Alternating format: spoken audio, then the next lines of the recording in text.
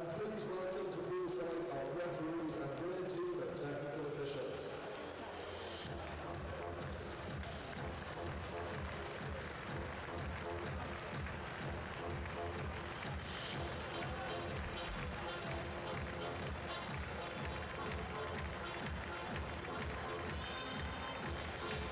Hello and good morning. Welcome to Ponds Forge for the first day of the Winter Championships for Swim England. And there will be many notable names, lots of swimmers. The reason we have two 25-meter pools is because the entry list was so big for the 3 days. So chances are you'll get to see, well, some Olympians, some medalists from Tokyo. And probably what's more important about this event is the up-and-coming swimmers for the future, the ones that we see over the next 3 days. So let's run you through the card. I'm Bob Ballard, by the way, to introduce myself formally to you, and I'll be covering the men's events this morning. So we'll start with the men's 50 meters freestyle, for example, which we will have 19 heats. Just shows you how many entrants we've got for these events. 14 heats of the 100 breaststroke to follow that. And we'll then have the men's 200 backstroke and 200 IM. So plenty of events, loads of swimmers, and so there will be some notable names that you will recognize from World Championships and from Olympics the last couple of years. Matt Richards, I believe, is here and will be competing later on. We'll see Jacob Whittle and some other notable names. Obviously those are not involved in the ISL this weekend or having a break after the ISL. Will be swimming in this event. Here being Swim England, all the clubs pretty much of the top level are represented. For example, give you indication of that from heat number 1. We'll have Sevenoaks, Camden, Swiss, City of Sheffield, Millfield, Dubai have a team in as well, and Team Bath. That's just a little indication of some of the teams that will be involved. There will be lots more as the morning goes on. So just a marquee card. Before we start, some names you might recognize as we work our way towards the end of the heats. We'll see Matt Richards, well, he's certainly down to swim in lane 4 in heat 19. We'll see whether he does. Jacob Whittle also down for heat 18. Local star Tom Watkin goes in heat 17. We'll see Michael Klimasewski from Hatfield going 16, and in 15 it's going to be the likes of Shakil Gordani from Manchester,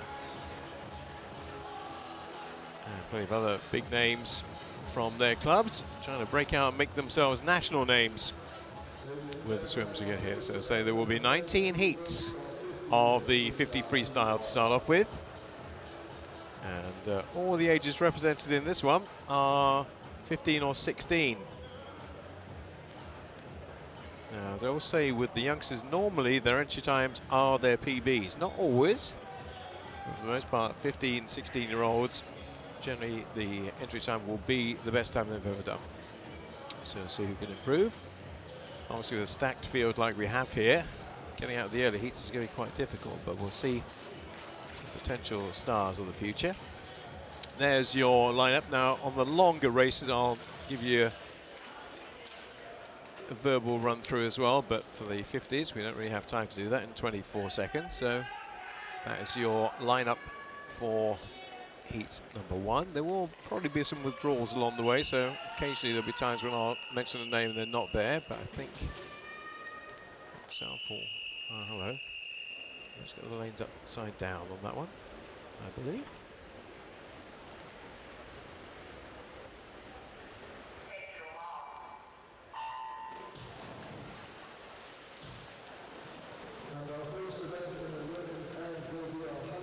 So, first of the 50 free for men, and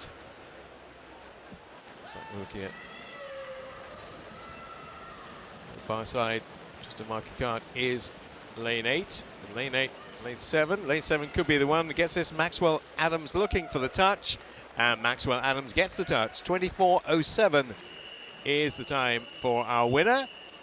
And he's entered in on 24.8, so that looks like a sizable improvement. Adam Candy is second place and Leo Ferguson in third. So 24.07, massive improvement from Maxwell Adams' Team Bath.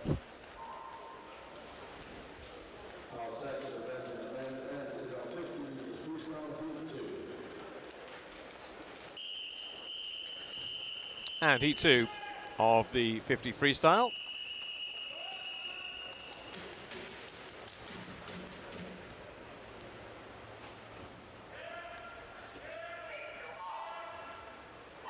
So, just reverse the lane order there for you, because actually at the top is 9, the bottom is 0. So closest to us is George Rakin of Borough of Newham and Nathaniel Mapley of St Albans on the far side. Obviously with the splash and dash, all comes down to the last few meters, who can get their hand on the wall. It's looking pretty much like it might be 0 actually this time. Very close to it. Who does get the touch on that one? Well, it's Benjamin Horton at the top in a 24.63. Well, actually down the bottom is where he is, 24.63. So I think that's, I'll just check, that's not correct. Or is it correct? Yeah, Benjamin Horton with the correct finishing time, 24.63. So that bit is correct. But that's a lot slower than the opening heat was. As I mentioned, bottom lane, as you can see, is 0. Top is 9. So I'll just tell you about the main competitors they go through. Joe Carter is the fastest in this field from Seaclose. Benjamin Thorpe is in 5, but as we saw, they're pretty well grouped in terms of time here. 24.5, 24.6, all this field. Again, lane 0 looking pretty good at the opening start for this. Flip Maloff may get it in 0, and he does. 24.34 for Philip Maloff. Sorry about the confusion on the lanes. Philip Maloff was obviously closest to us, not at the far side. But Maloff it is who gets the win in 24.34. So still the opening heat is the quickest from Maxwell Adams.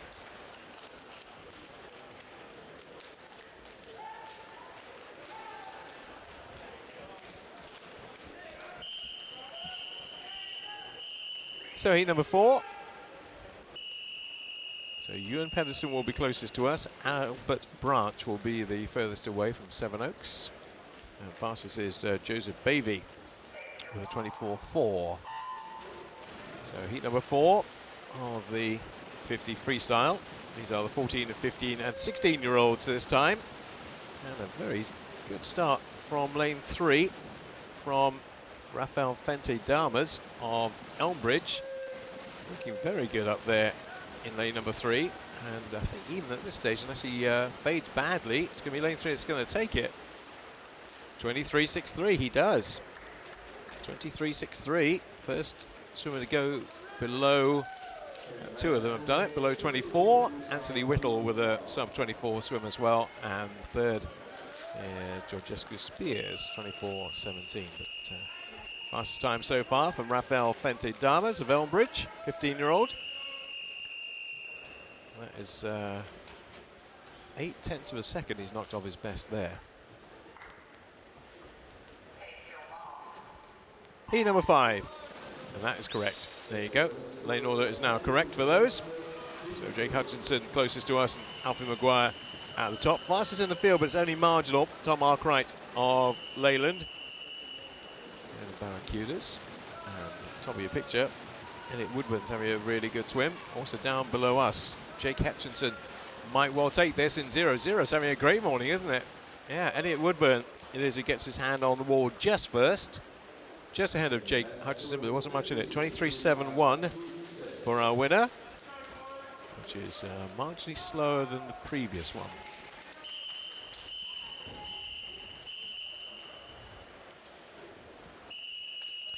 Heat number 5. A couple of Plymouth Leander swimmers in here. There's your clubs and your swimmers. Again, see. Nice trained on Matthew Baker as fastest, but again, 24.13 for him, 24.17 for Leon Molam, 24.16 for Jan Springer. So not much between them. Is lane 0 going to come up with something? Not this time. It looks like the centre lanes are probably going to nab this one. And it might be the far side, actually. Lane number 8, potentially. And Oliver Richardson it is who gets his hand on the wall. That is Oliver Richardson who gets it. 23.68 for East Grinstead. Nice half a second PB for Oliver, 17-year-old from East Grinstead. So we'll be getting into the, well, I say nobody in the next section has actually done sub 24 before, so looks like some more 23s potentially coming here. There's your spread of clubs. Liam Dawson, Caden Wellesby and Toby Andrews have all done 24.07 before. I reckon we might get a good handful here who might potentially be under 24 this time round. 25-meter pool here with the boys events, men's events for the morning.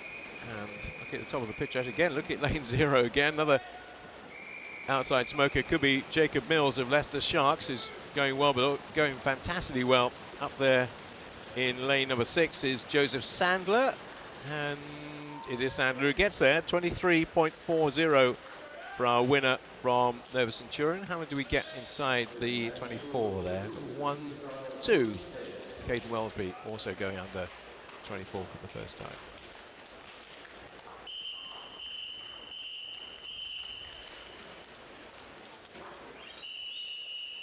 Sevenoaks, Milton Keynes, Wyre Forest, Basildon, Tadcaster, Stockport Metro, Seagulls and Portsmouth, all with swimmers in here.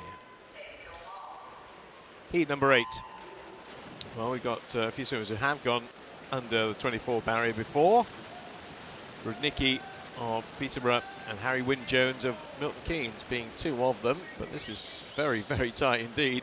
Pretty much everybody went to the wall at the same time. This is going to be a blanket finish. As we get closer in, I think we're going to find a few of these. Lane 2 going nicely, and it might just be lane 2 that gets it. Robert Derbyshire?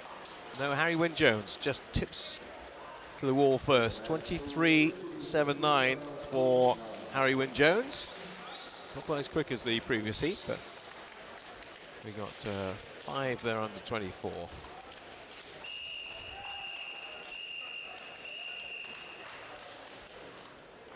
Heat number 9 of 50 freestyle. We're up in age group a little bit now to the 17s, 18s mainly. With Callum Wimble of Guildford City with the fastest time, 23.87, but against very marginal, as you might expect in the 50. There really isn't much between them. Up in 3, Charlie Sumner, having a really decent start. Also going well. Lane number 5 is Nicholas Rutherford. Last few metres. Rutherford might have it in 5. Was it going to be 1? In the end, it was a tie between 0 and 1.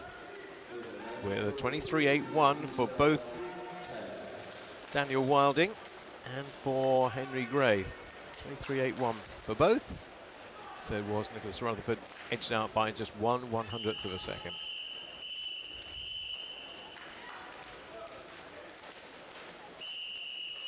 There's your 10 to go in the next one.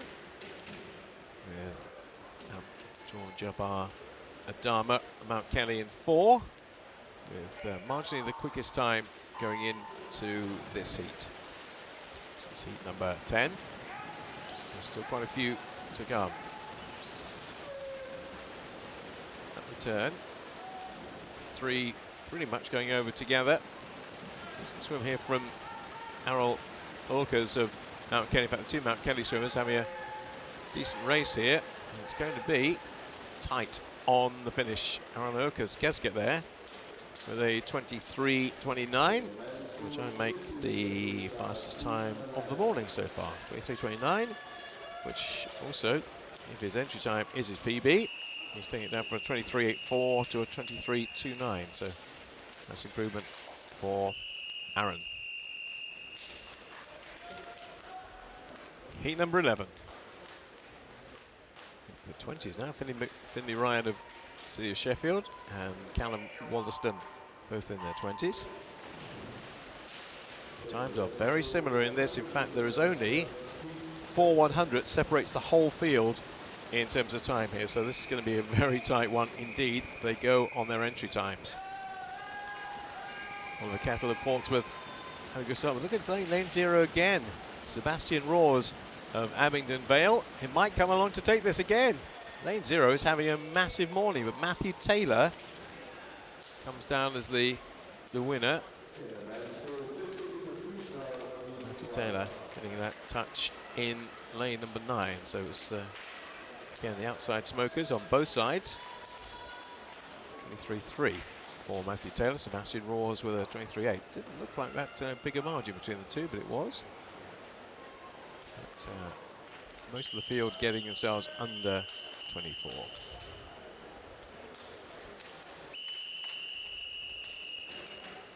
Heat number 12 of 19.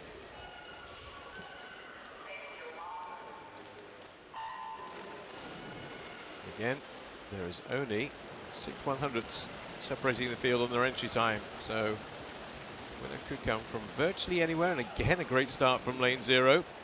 Cameron Lewis. It's not on a slope or a tilt, this ball, I can assure you, but also top of the picture, Eugene Brooks-Clark of Sheffield, who knows this ball very well, and Eugene Brooks-Clark might come through to take this on the far side, and does. 22.88 for our winner, and is entered on a 23.64, so first swimmer to go down below 23, and that was quite a big win in the end. Look at these times there.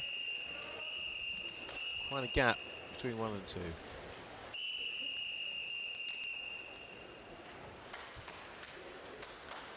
Heat 13.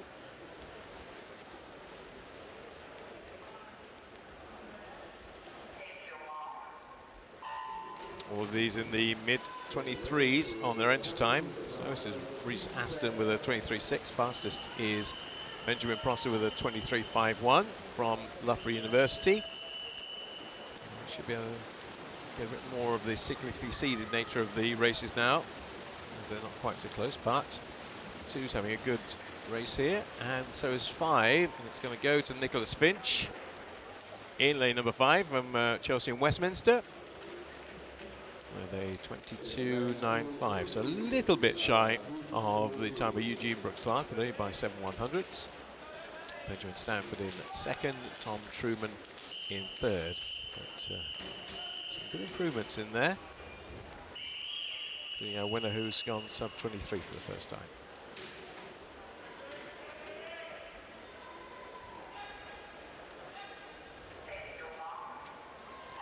E14. Matthew Titman of City of Cambridge is just marginally quicker than Aaron Fox on paper, and Dean Ahmed of Royal Wolverhampton. That may not be the way it's gone. It's very often the fastest swimmer has not actually been the one that's got first to the wall, but there's 2 breaking out in lanes 5 and 6. So it's either going to be Aaron Fox or David Bloomfield. It's actually going to be David Bloomfield, 22.98 for our winner. Still Eugene Brooks-Clark with the fastest time of the morning, that 22.88. So we're getting them in and around that time now. And none of the swimmers in this field, this 10, have actually been sub 23 before. So if you're knocking on the door of the high 22s. All present and correct for heat number 15 of the 50 freestyle. And again, they're all getting to this stage, all pretty much together as they have been really all the way through. But look at, again, Michael Ripper in 0 and Jean-Jacques Charon of Hastings on the far side. But Michael Ripper of Loughborough University looks to be my winner at this stage. And if somebody can catch him, I don't think anybody can. Michael Ripper with a 23.14. Not sub 23, but certainly an improvement on his 23.4 that he's entered in.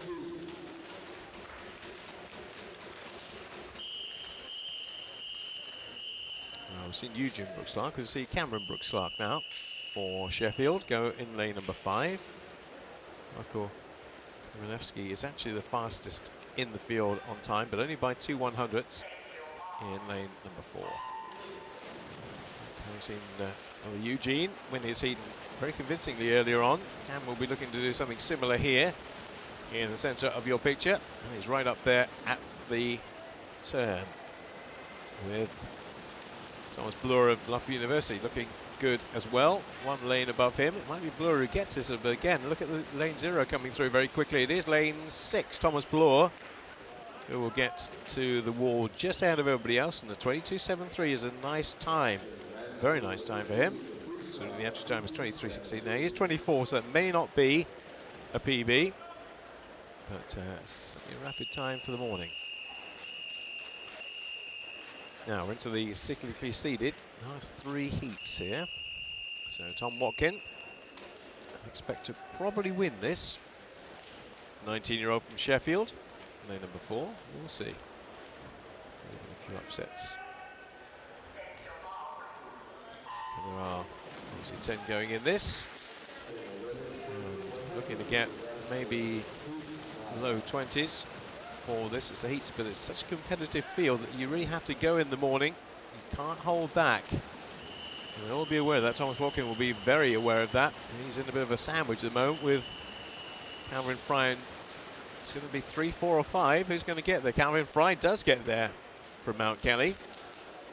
22.45. It's outside his PB, but it's good. Watkin didn't win it. 22.7. I thought he might, but he didn't. Joel Watterson was second. 3 separated by 1/4 of a second. Now let's see, is Mr. Whittle with us? He is with us. There he is. Lane number 4, one of our Olympians. Jacob Whittle in 4. From Davencio. Let's see what the prodigious 17-year-old as he is now can do. He'll have a challenge, of course. Max Elkin, Swansea, one side, and Loughborough's Alex Cahoon on the other side. And they're having a good old battle, actually. Lanes 4 and 5, Whittle and Cahoon, and Whittle will get there. Ooh, wasn't the greatest of finishes, though. Won't be very happy with that finish, but nonetheless, it's still good enough. Didn't quite get his stroke where he wanted it. 22.36 is solid for the morning. We know he'll go a lot quicker when it comes to the final, if indeed he does the final later on. I imagine he will. Now, Mr. Richards, are you with us? He is. There he is, lane number 4. A gold medalist, no less, from the freestyle events in Tokyo. Goes in 4. Oh, Dan Simon's watching on, see what Matt does this morning. Lane number 4. Well, Simon, if you are watching in. So last heat of the 50 freestyle. Matt Richards going in 4 for Bath, the 19-year-old as he is now. And he should be the class act in this field, even though it's not his best event. 2 up from him is William Kearsey of Hatfield. Going to try and push him all the way to the wall. He's not going to catch him, though. That's all about Matt Richards, 21.98. That's PDQ. Nice, solid swim from Mr. Richards. We'll be happy with that. It's in on 21.38. Well, that can wait till later today, but William Kearsey second, Ryan Flanagan in third. And that's the 50 freestyle done. Fastest time of the morning from Matt Richards, about the 8th swimmer to go sub 22.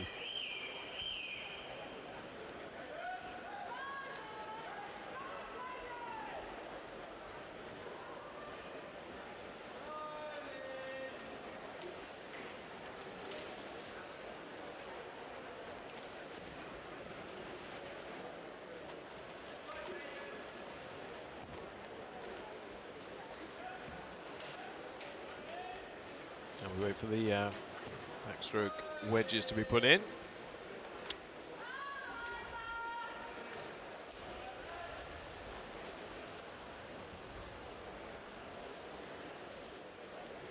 Men's 200 coming up.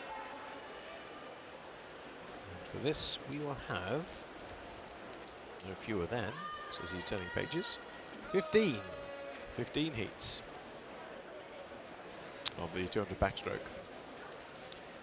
So obviously with it being 200, we have a little bit more time to give you the names of the swimmers. and indeed the clubs who are involved in them. So if you're watching on from your club, chances are you will get a mention to the 50s, because they come and go in a flash. We can't labour too long over the names and the clubs, but we'll try and give your club a mention. Hope you're enjoying the stream this morning. 3 days of it. We do have, of course, 2 pools in operation here. Men's events you're watching, women's events are in the other 25-metre pool. So if you're watching this one expecting to see women's racing, you're on the wrong feed to be watching the other pool. 200 backstroke is what we've got.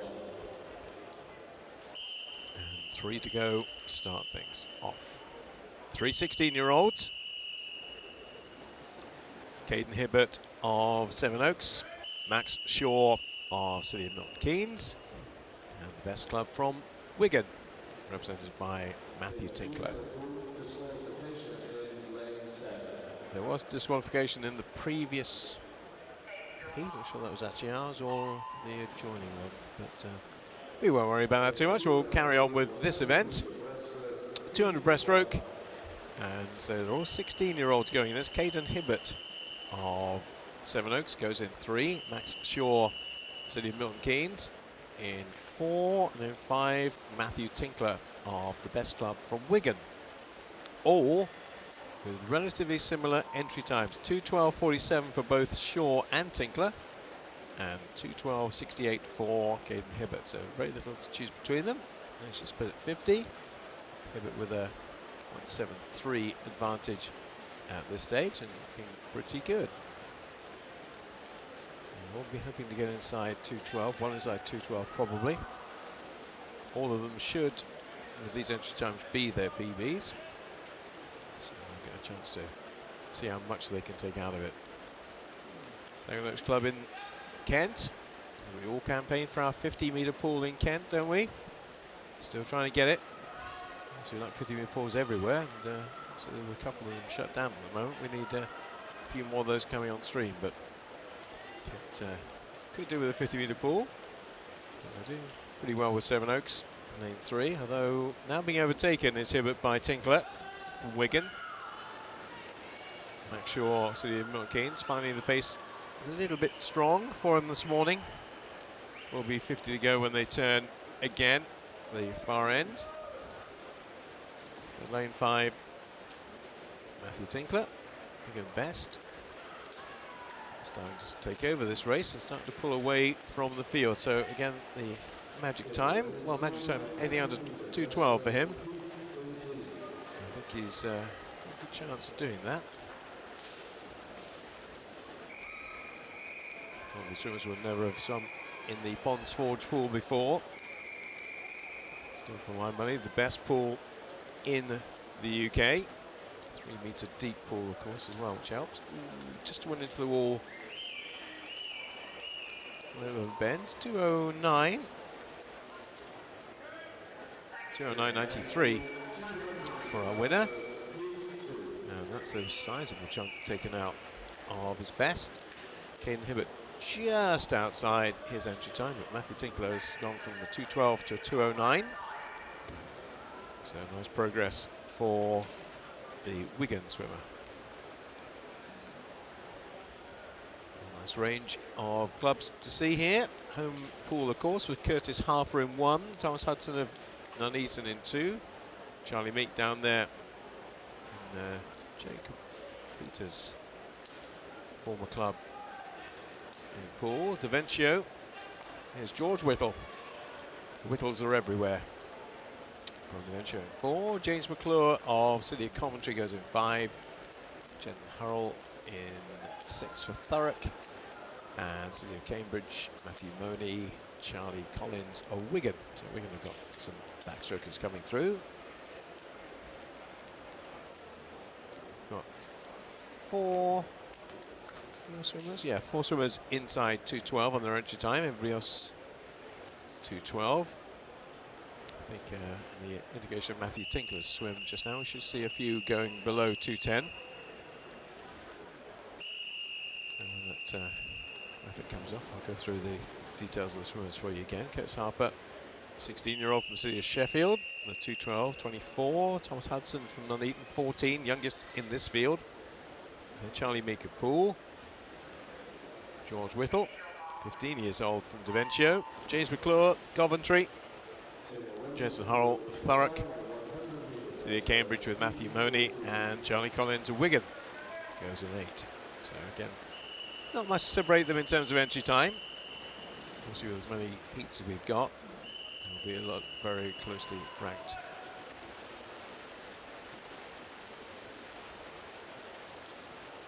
So 6 is David is Jensen Hurrell of Thurrock. So Hurrell, Whittle, McClure at this stage, but we saw on the previous heat, it often changes quite quickly in this one. First 50, 100 is not always representative of where it finishes. But it's nice and tight at the moment between those 3 centre gold lanes. So George Whittle is right in the mix. So Jacobs a freestyler, but George is a backstroker. It is George Whittle who will lead at the halfway stage by just about half a second over Jensen Hurrell. And they've got a bit of a gap opening up over the rest of the field, though starting to make a bit of a move now. Is Curtis Harper down in lane number 1. Making it quite late though.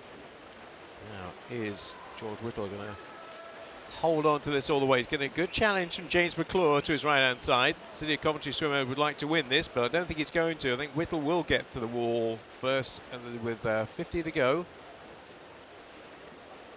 Whittle, McClure, Hurrell, 50 to go in this 200 backstroke. And actually, having said Curtis Harper was a bit adrift, he is coming with a real burst at the end here.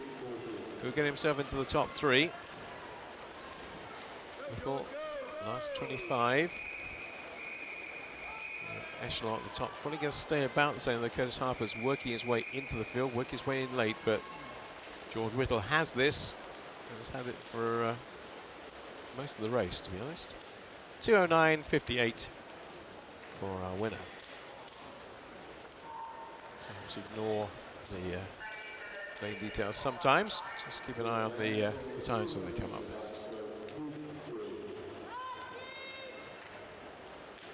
So George Whittle from a 2:11 down to a 2:09, so that's pretty good. Curtis Harper did come through for second in the end. That last 100 was pretty rapid from him.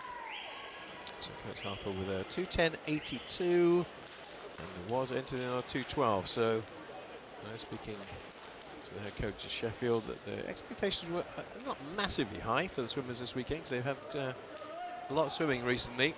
North East Counties early in the month. A lot of the swimmers from Sheffield were involved in the Bucks event last weekend, so there's been not a lot of time for taper or preparation. So it's kind of almost like a swimming through event, but there'll be a few who break through. And Curtis Harper has given himself a decent improvement there.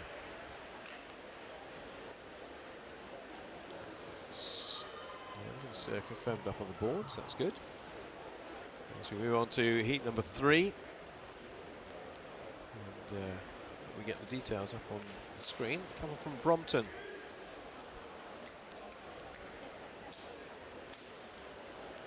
That's confirmation of James McClure's time from the previous heat. Yeah, come from Brompton side by side. It's always quite interesting when you get the lane draw and find out that you've got your clubmate right alongside you, with almost identical times as well. It was Aaron and Talek Botos going 0 and 1. And marginally quickest is Gabriel Knight from South Bournemouth in this one with a 2:10.78, but it is very, very tight. So the winner could come from pretty much everywhere. Good spread of clubs as well. Down to Tigers of Jersey with Isaac Thompson, 13 years of age. Swimming against the 15 and 16-year-olds here. The youngster in lane 7. Keep an eye on him with the yellow cap.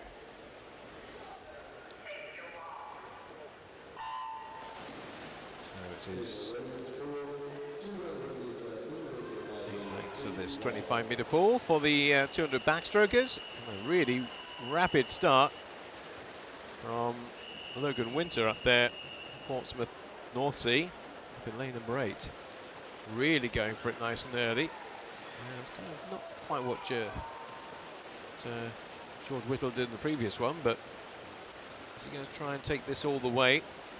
He's got a big lead early on. First 50, he leads by almost a second over Clegg and Knight. And it's a good battle going on for second place, but they're not getting close to our leader at the moment. It remains Logan Winter, 16 years of age. 2:11.34 is his best time, but he's still got a massive advantage. Now, we saw on the previous race that can be eaten into. This is the halfway stage. This is the 100 backstroke. And where's the challenge going to come from? Well, Gabriel Knight is the closest to him right now, as is Mehmet Zeren of Brompton coming through nicely. The 15-year-old at the bottom of your picture, but still top of your picture where you need to look for the leader, potential winner. Logan Winter of Portsmouth North Sea. Just some very, very good swimmers over the years, and continue to produce backstrokers. He's kind of made their name on the backstroke. The Portsmouth coaching team. 50 to go, and that's still a big lead. It's a very big lead. 1.38 seconds for Logan Winter. This is a dominant swim, as long as he doesn't blow up here, because he is being caught by Gabriel Knight of South Bournemouth. So we've got two South Coast swimmers here at the top of the standings. Well, it's a hard way to swim this race. If he holds on, he'll be doing well, but he is getting that lead reduced every single stroke by Gabriel Knight. And Knight is going to go right to the wall. Knight might get it. Oh, he held on. He held on by about half a second. That is a gutsy way to swim that race. Very gutsy indeed. 2:08.82. Well, the end justifies the means, I tell you, because that is a massive PB for the 16-year-old. Gone from a 2:11.34 to a 2:08.83. Sorry, 82 even. Yeah, brilliant stuff. Was getting caught all the way by Gabriel Knight, but wasn't in the end, and Gabriel Knight goes under 2:10 for the first time. Third for David Allen.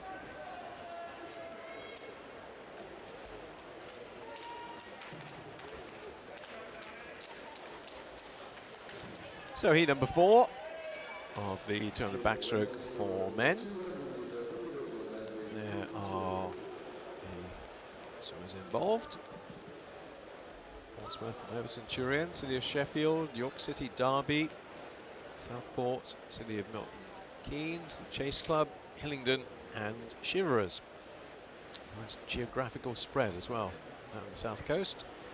South Yorkshire, North Yorkshire, East Midlands, Lancashire. Bit of Bedfordshire involved there.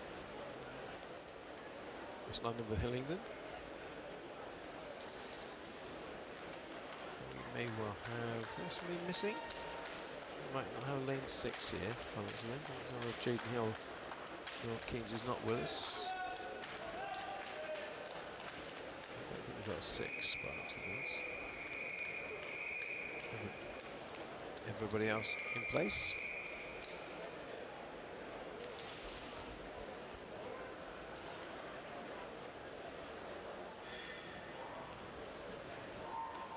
A little bit of delay, not sure why.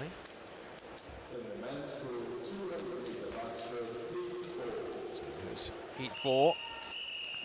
Last time so far in the field is that 2:08.82 from Logan Winter. Swam it in a very gutsy fashion, going from the front and not quite getting caught at the end. Most of the lead for the majority of that 200 metres. Heat 4. There's your runners and riders. Winter at the bottom, lane 9 at the top. George Snow of Portsmouth, 15-year-old, 2:10. Same for Sam Potts and Nova. Ben Cross of City of Sheffield goes in 2. Toby Mayfield of York City, also 2:10. They went to the 2:09s, a couple of them. Ben Twynham of City of Derby, Flynn Smith of Southport, Jaden Hill, City of Milton Keynes, Oliver Caddick from the Chase Club, David Opimo Fisher of Hillingdon, and Shivers Ewan McLeod. And it is at the moment. And Twynham of City of Derby in Leeds. Derby, of course, big part in the progression of a breaststroker rather than a backstroker in Adam Peaty. 0 again, looking decent. George Snow of Portsmouth North Sea is the closest challenger to our leader at the moment. They're going to go to the wall pretty much together. Still a bit of a lead, about 4-3 in terms of hundredths for Snow, and then a big gap back to Toby Mayfield of York City. Still pretty early stages though, still quite a long way to go, but it does look like it's going to be a battle between these two. Lane 0, George Snow. And up in lane number 4, Andrew Twynham. 2:09.92 his best. So his entry time, so this will be 50 to go. And the gap's not getting appreciably slower or smaller, is it? No massive gap to the rest of the field. It really is 2 races within a race. 1 and 2, and then the rest. It looks like Ben Twynham of City of Derby is going to come through to win this. Well, having said that, it was a really good turn by George Snow, and George Snow suddenly looks like he might be threatening to win this. Not going to quite get, oh, I don't know, he just might get this. Very tight on the touch, and it's just Ben Twynham by 17/100ths of a second. Mighty touch, a great turn from George Snow on that last 25, which nearly took him to victory. That's a huge leap down in terms of entry time to time today. 2:09 for Ben Twynham, 2:05 today. And the same for George Snow. Goes from a 2:10 to a 2:05. So good for nearly 5-second improvement for George Snow. Excellent stuff. 2:05.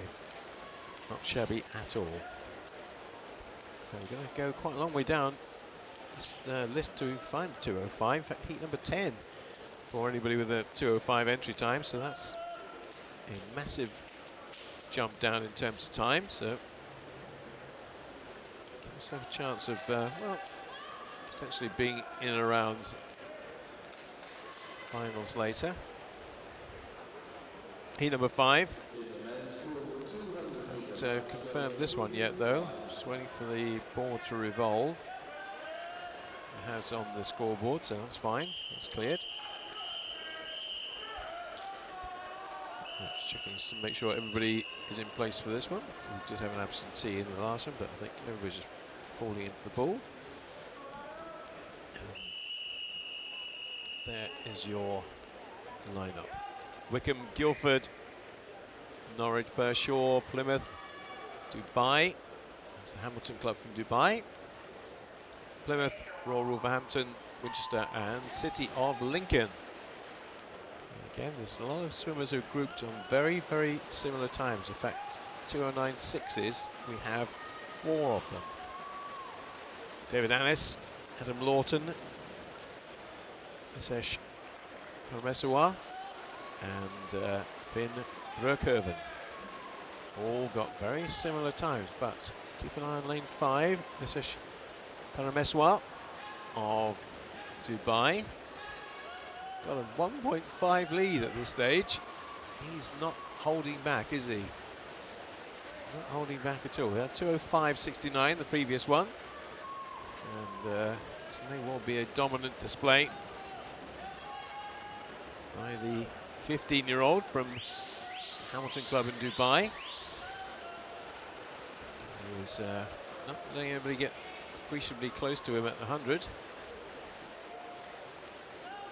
59.18 is that split time. I know that is pretty quick by standards of this competition so far, and that lead is getting bigger.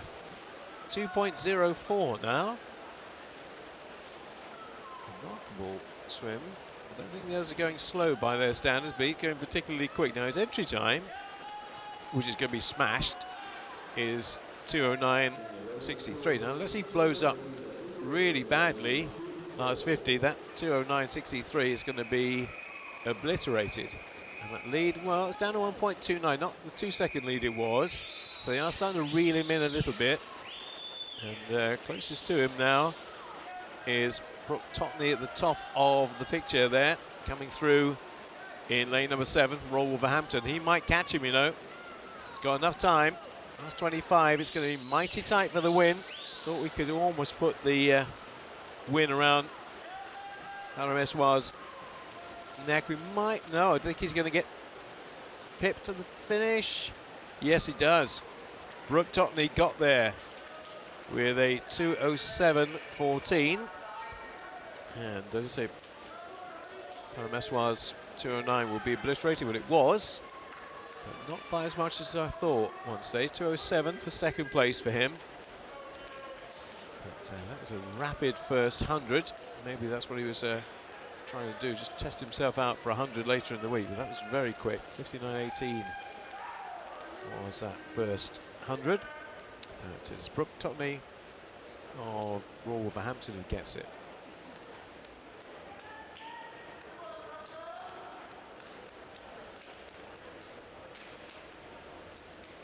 It's good to see the Repton team now being looked after by St Talbot Junior, coming through very strongly in 2 and 3. There's your lineup: Royal Wolverhampton and Dubai back again for another battle. Camden Swiss at the top of the pecking order there. My whole neck of the woods up there in northwest London.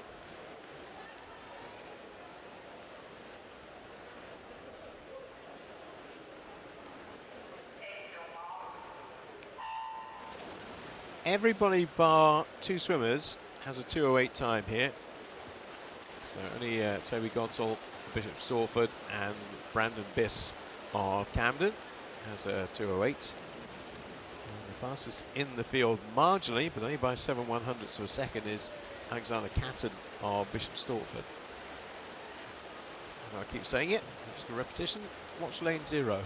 It's all happening down here. Toby Godsell of Bishop Stortford is right alongside Andrew Jones, Wolverhampton, the first 50 split.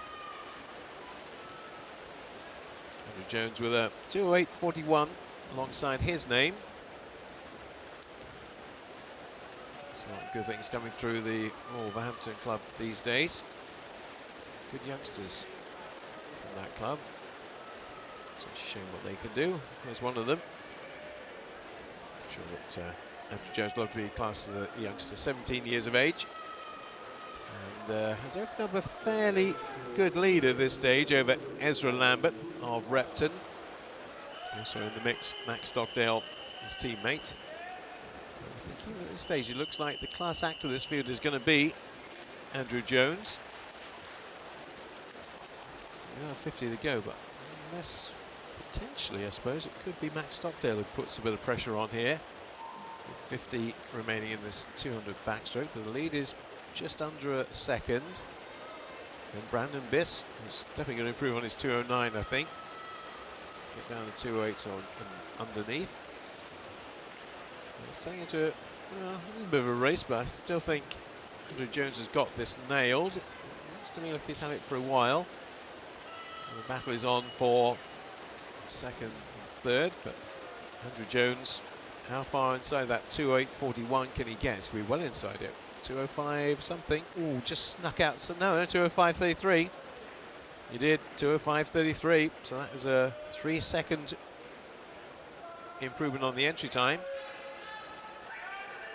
Yeah, 2:05.33 wasn't Alex Catton's morning, obviously, but Andrew Jones looking very strong, winning that by 1.3 seconds.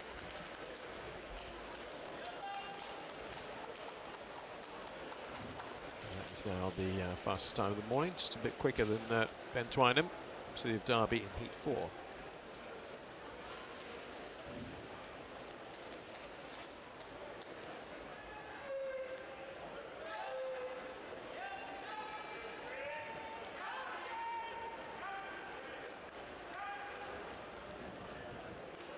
In the men's pool, 200-meter backstroke, heat 7. Heat 7 of the 200 backstroke. See a bright swimmer in there, Jake Acton.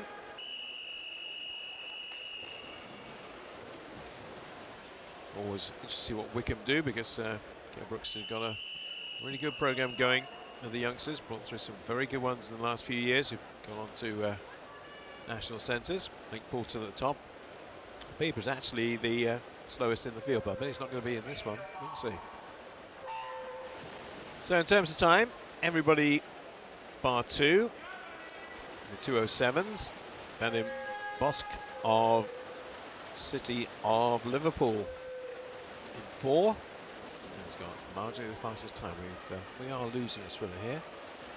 Actually down a swimmer in lane number 3. We have swimmers in all the other lanes, and in 6. So in the early pace here, Nikita Sharakin of Thurrock. But this is a much more competitive race for virtually in a line here as they come to this 25 turn. 4 of them go over almost identically. 0-1 looking strong. Charles Hazel of Mount Kelly. Wolverhampton's Oliver Burns. We'll take the clock to separate them here. Could well be 1. Sharakin just got his hand on the wall first from Thurrock, but as you can see, top 3 separated by 16/100ths, top 5 separated by less than half a second. So it's now become a 5-way fight to win this. It's the kind of race we like, because it could change hands quite easily over the last 50. Looks like it potentially will. Sharakin held on in lane 6 for a while. And still, no, he's not anymore. It's going to be Baumgartner. First time I've actually mentioned Moritz from Mount Kelly. I need to mention him now because he's definitely gone to the front of the field, but there's still 3 in very close proximity. Opening up a bit of a lead though, about a body length advantage with 25 to go. Should be good enough to hold on to that. Here's entry time. Here's a 2:07.8. He's 16 years of age, so I think that probably will be the PB. They're not going to catch him.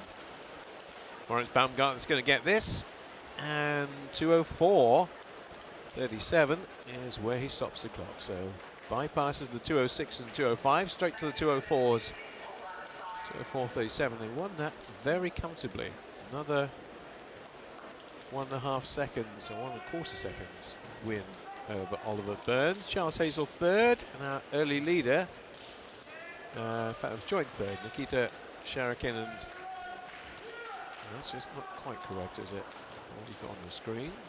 Just checking Sharakin's position at the end. Got 3rd there, but he's not. Charles Hazel, I think that must be 4th. Yeah, just doing a quick count back. 4th place for Sharakin. That is the quickest of the heat so far. First sub 2:05.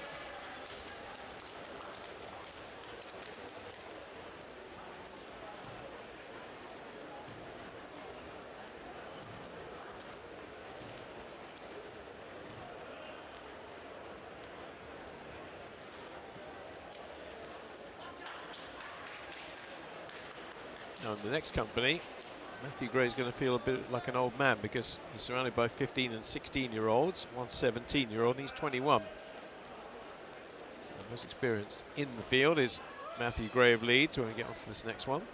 Still work to clear the previous one, actually. That's all done. Just confirm that Moritz Baumgartner did win that. 2:04.37 was the winning time. Right, on to heat number 8. We've got quite a few still to go. We've got 15 in total. So just about halfway.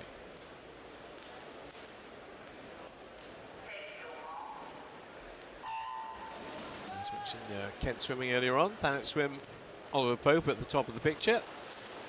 Fastest just in the field is the oldest man in the field, Matthew Gray, with a 2:06.4, but there are a lot of 2:06s in this one.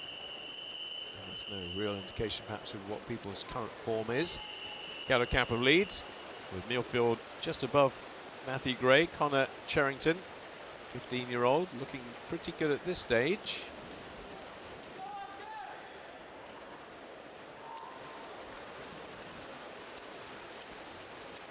Cherrington, though, is out in front. Oscar Dodds coming through strongly from Ellesmere in lane 0 into second place, it looks like, off that turn.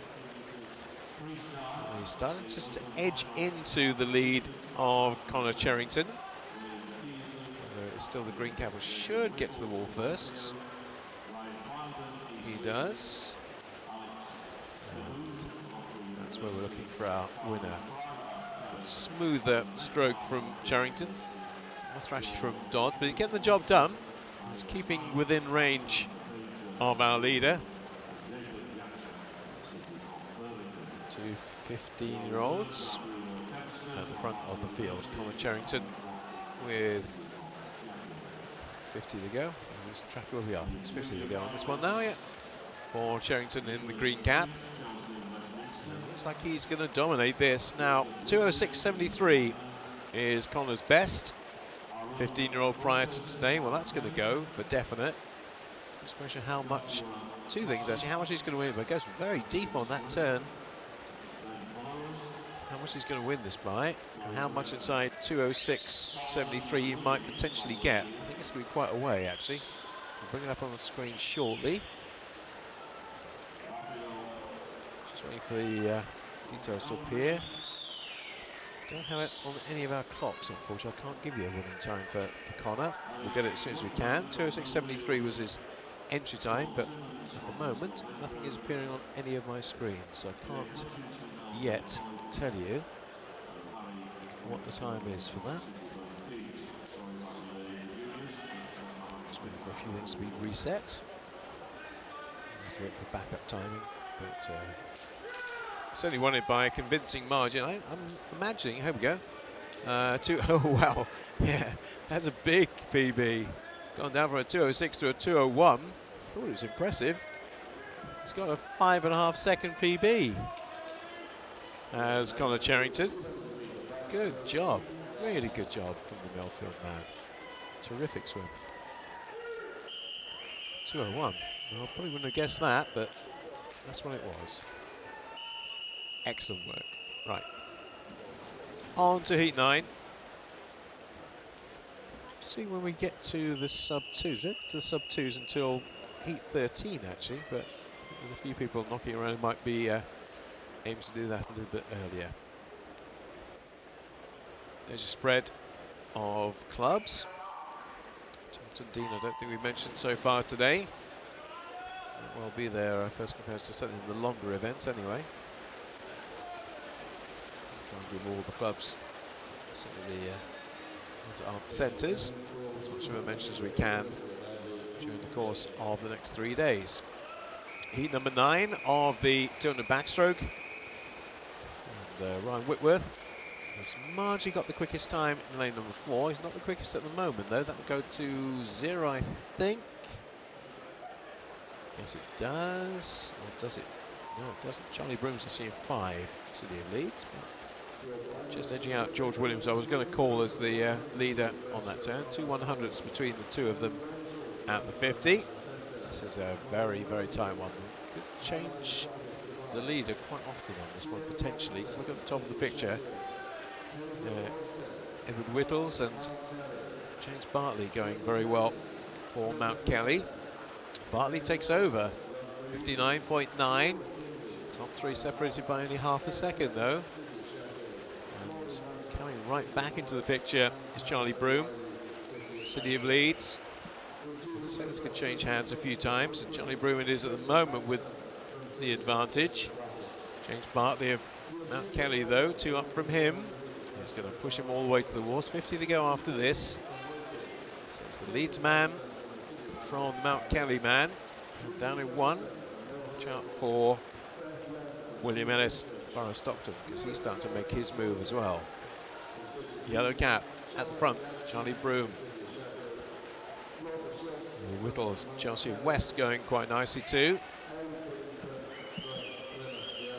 There's the Leeds man. Where's it going to be?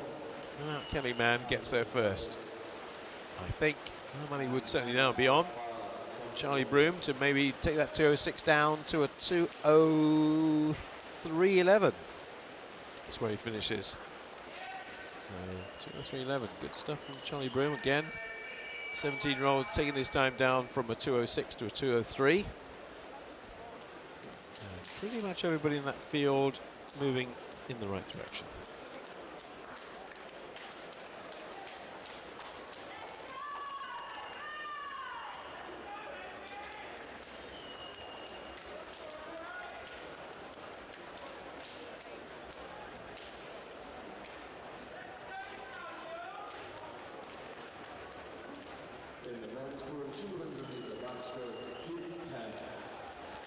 So on the heat number 10 of the 200 backstroke.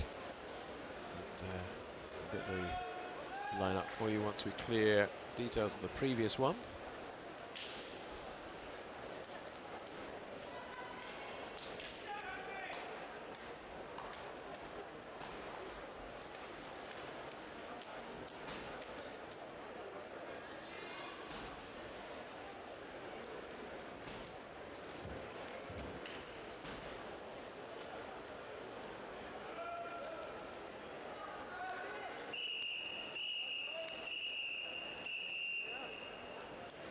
So word on the previous one, Ryan Whitworth was DQ'd from Taunton Dean. Wasn't the front of the field, but DQ for Ryan Whitworth. Right, heat number 10. And Guernsey involved with Samuel Lowe. And Felix School with Marin de Viard, 16-year-old going in 0. Welcome to everybody watching from St Felix School. Might actually be having it on right now in lesson time. Watch to see how Marin gets on in lane 0. Doing okay at the moment. Let's see who the early lead is going to be when we get to the 50 stage. Looking like it might be potentially here Mehdi El Mansar. No, not on this one, so he's in the mix though.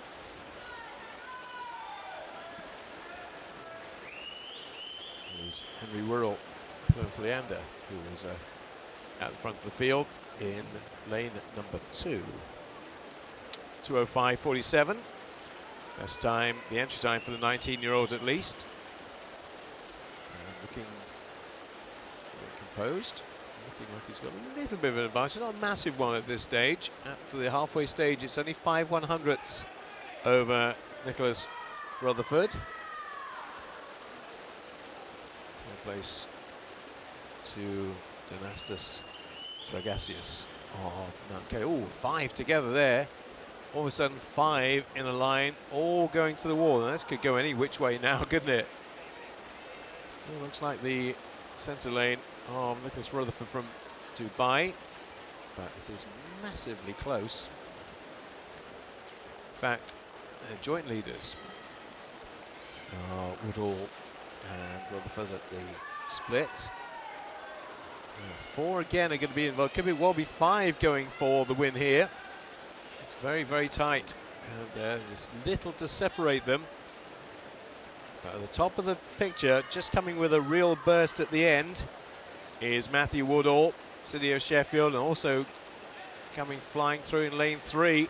Here's Matthew Hind, who is going to get it in 2:03.42.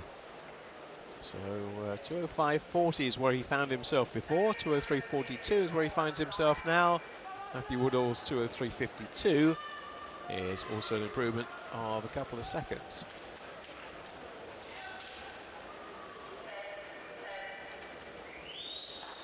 Fastest time still at the moment is that 2:01 from Connor Charrington.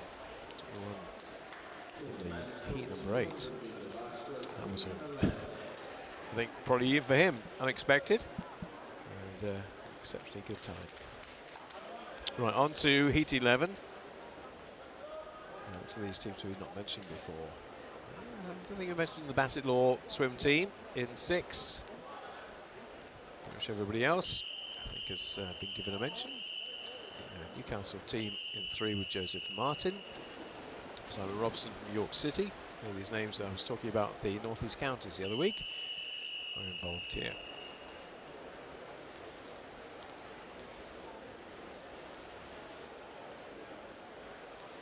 Only one 203 swimmer in this field.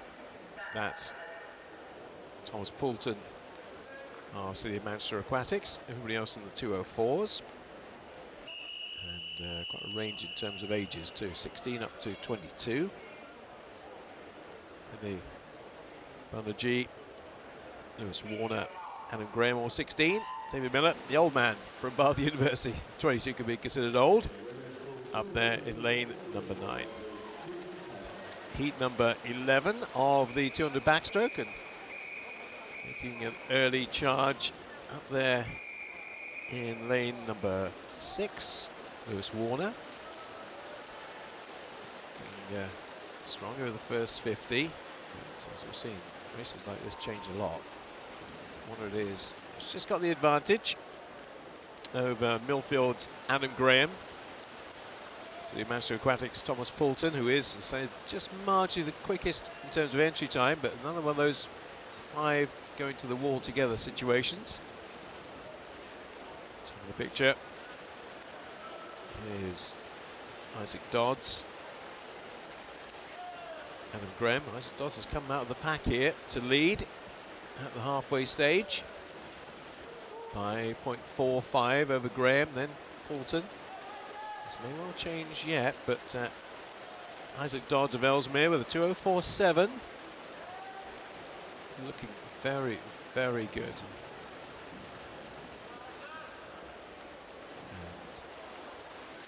he's opening up quite an advantage here, isn't he? It's about a body length, or a little bit more potentially here for Isaac Dodds with 50 to go. Yeah, it looks great. 1.37 is the advantage in terms of time over Poulton. Then Warner. Well, again, as I said earlier on, unless he really blows up, this is his for the taking. Won't quite be 1.37 at the end, I don't think, though. Well, it could be. Isaac Dodds, 2:04.7. Entry time for the Ellesmere College swimmer. And whilst they're starting to come back at him, they ain't going to catch him. It's going to be a win. Well inside 2:04. In fact, 2:00.79. That's an appreciable drop down in time. And how much did he win that by in the end? Yeah, it was nearly a 1.5 seconds over Thomas Poulton. Lewis Warner in 3rd. And Joshua Vance in 4. So that is now quickest time. 2:00. A lot of quite sizable improvements of the top sector there.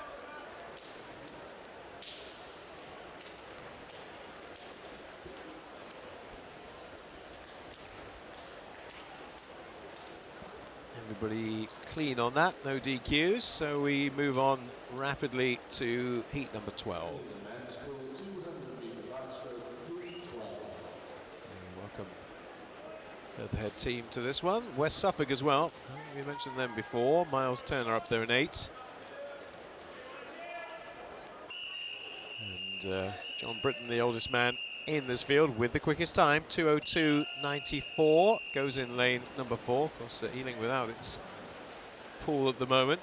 And at the moment, you know, awaiting more information as to when they might potentially get one, because they're going to have to do a rebuild. It might be still a few years away before Ealing gets its 50-metre pool back at the moment. They're training in all kinds of places. Doing a school down the road at Dormers Wells.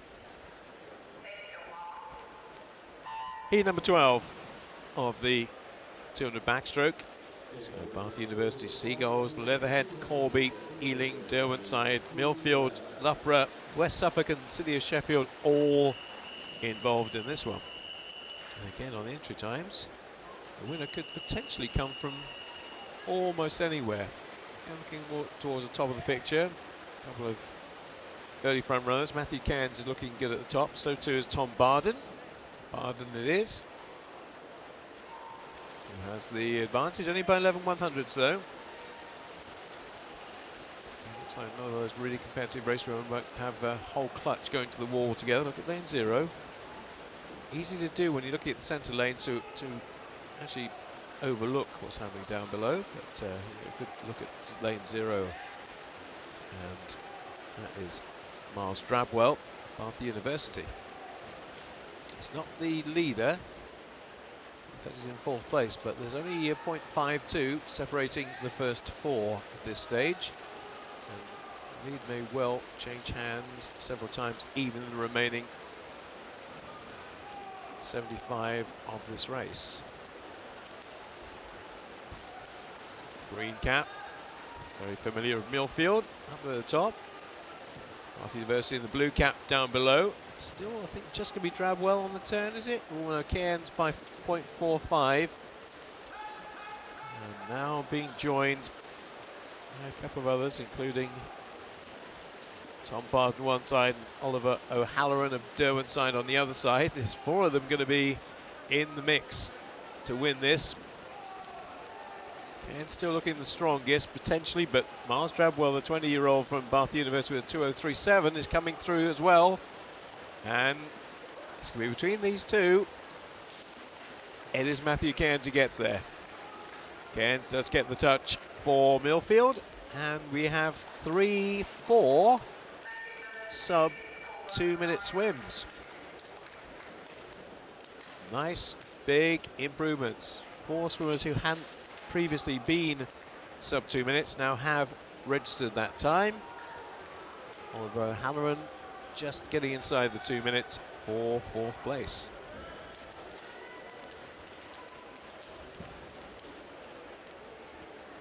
Guildford, Mount Kelly, Wickham, Loughborough, 2 from Wickham actually. Bath, both the university team and the team Bath, they've both got entrance here. Toby Hill, City of Manchester. Brighton with Dominic Poling, and Ben Harrison will be in lane number 9.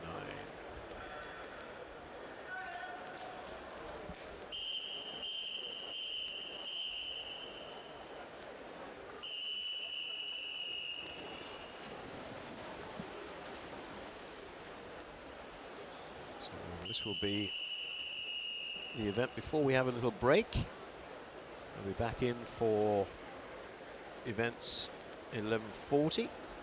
Yeah, swimming to the end of this, and then we'll have a bit of a break, and then we'll be back again at 11:40 for the next event. But we haven't finished this by any means yet. This is only heat 13 of 15.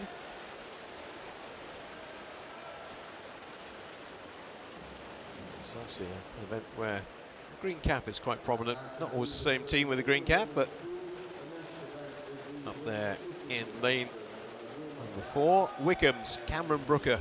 Cam Brooker leads at 50.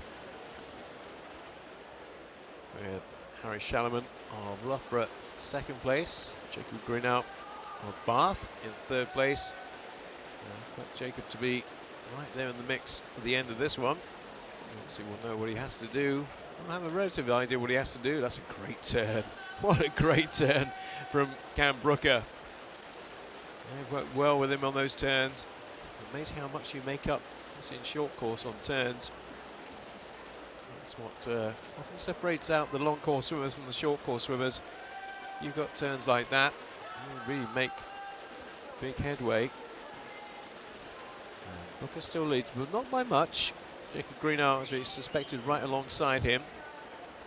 It should be between these two, you'd reckon, on their entry times and also how they performed in the past. And these two will race nicely. I'm sure there's going to be a lot of hard work on this to try and win it. We won't discount the rest because they're having their own battle. In fact, we certainly won't be discounting Harry Shalaman at the moment because he's coming through quite quickly for Loughborough University. But still, Cam Brooker holding on for Wickham. More than doing that, it's more than holding on. And he'll be looking for a nice sub 2 minutes. And it is 1:55.76, so I make that if his entry time is his PB, a new PB, 155.76. Jacob Greenall 156.06. So they're all going in the right direction.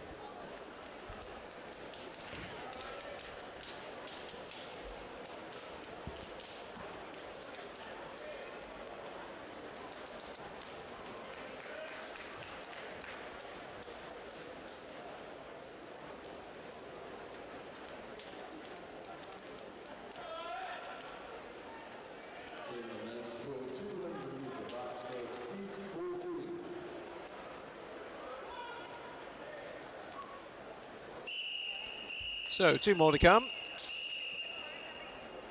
before the break. And Elliot Clogg knows his pool very well. Former Sheffield swimmer, now at Loughborough, goes in 4. He is the fastest swimmer in this race, well, 153. 2 153s coming over. See James McFadden of Loughborough, his club as well, going in the next heat. Elliot Clogg should be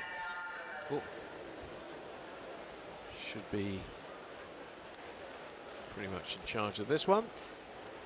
So he's done the ISL.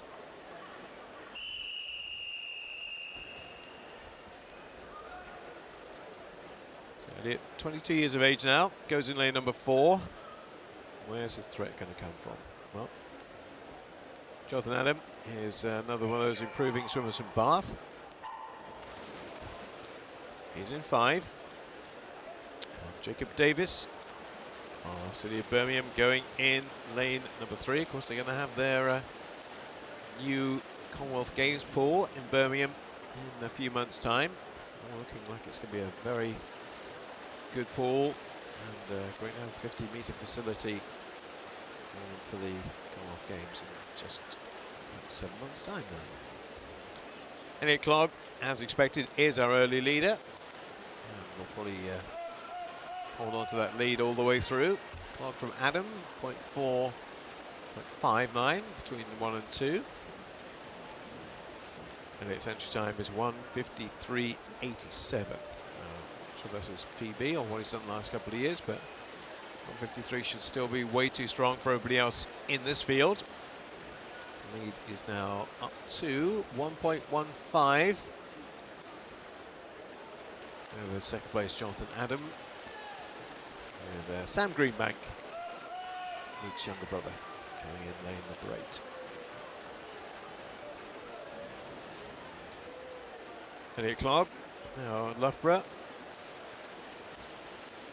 2 from Loughborough in this field. Jack Allen goes in 9. Taking a picture, but Elliot very much in control with 50 to go. 1.30 lead. Make his way through the field. Alexander Armstrong of Surrey Uni. It's all about a Elliot Clogg masterclass. He should know that he's got plenty in reserve to make that final later on. And once he's getting a little bit of pressure from Jonathan Adam, will be enough to overhaul the former Sheffield man, now at Loughborough. Comes in a nice, comfortable, by his standards, 1:56.55. So he'll be relatively happy with that. Second, Jonathan Adam, and third place going to Alexander Armstrong. So that is not the fastest. The fastest so far is Cam Brooker with its 1:55.7. I think Elliot will be that concerned. So getting into that final is the imperative thing. And there's plenty of sub 2 minutes there.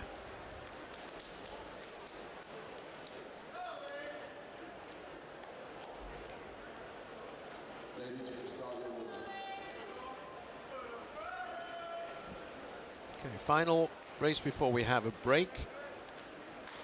Next session will start at 11:40, so it is in about an hour and 20 minutes. We'll warm up for the second event, or second session, I should say. It's been the second event. Wait for that result to be confirmed up on the board. It seems to have been. So this is a DQ. which I don't see. And it's all clear to go for heat 15, final heat of the 200 backstroke for men. High profile, Charlie Brown, again formerly of Sheffield, now in Loughborough, going lane 5. James McFadden of Loughborough going in 4. We'll get the details, hopefully, of this final heat for you. Here they come. So you see a lot of Loughborough involved. In fact, 4 from Loughborough, 1 from Bath, 1 from Newcastle, 1 from Taunton Dean, 1 from Birmingham Uni, 1 from Wickham District, and 1 from Newhall. I mentioned Newhall this morning. Welcome to all the watchers from Newhall. Let's see how Jack Skerry gets on. Jack entered in on a 2:02. So the target for him will be to get into the 159s. Quite good if we get everybody in this race under 2, wouldn't it? So 4 from Loughborough.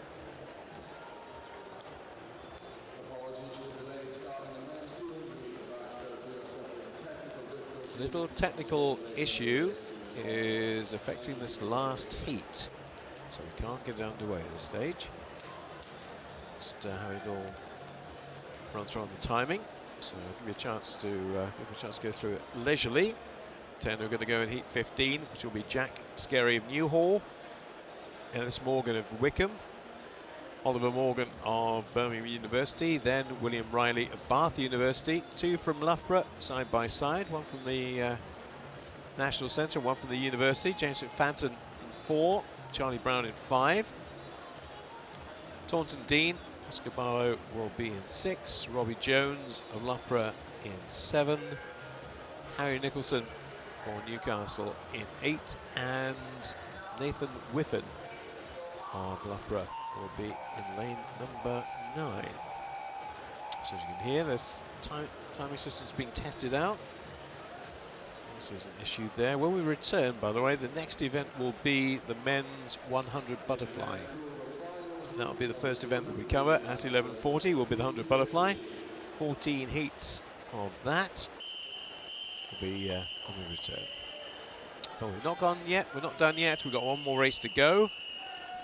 So they're all trying to chase the time of Cam Brooker. So far the best, 1:55.76 is the best time we've seen so far in this. And there are, and we're certainly capable of doing that, including McFadden and Brown. All in, ready to go for the final heat of the 200 backstroke for men. And so it would be great if we could get all 10 here under 2 minutes. Favourite should be, well, McFadden, I say, with 1:53, but Charlie Brown's a good competitor. Right at the top of your picture, Harry Nicholson's going well for Newcastle as well. But early leader will be 4. That will be James McFadden. 5 100ths behind is Charlie Brown. Then it's Jack Skerry of Newhall. As I say, hasn't gone to our entry times here, under 2 minutes before. So it might just be the day to do that. Charlie Brown looking very strong now in 5. McFadden will track him all the way in 4. James Skerry, the 17-year-old from Newhall, looking very good. We'll be in 3rd place, I think, at this turn. He is. Less than a second behind Charlie Brown, which is a very good indication he's going to go way under 2 minutes. This is going to be quite a breakthrough swim for Jack Skerry short course. Good old scrap going on between McFadden and Charlie Brown, though.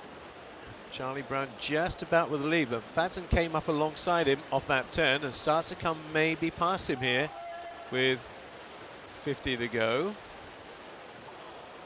Still mighty tight. 1, 2, 3. And now into 3rd place. It's William Riley. Got a good chance, I think, of getting everybody under 2 minutes here. Leaders obviously will be well inside that. McFadden and Charlie Brown still having their own battle. And a good one it is too in 4 and 5. McFadden closest to us. Charlie Brown There's this pull very well, former Sheffield swimmer, and will know where the wall is as he comes in to try and touch, and he may have got it. He has. 1:55.83. Oh, we don't quite get everybody, sadly, under the 2 minutes. And we don't get Jack Skerry under it, though that is, I make out, a new personal best for him. Didn't quite break the 2-minute barrier, nor did Ellis Morgan.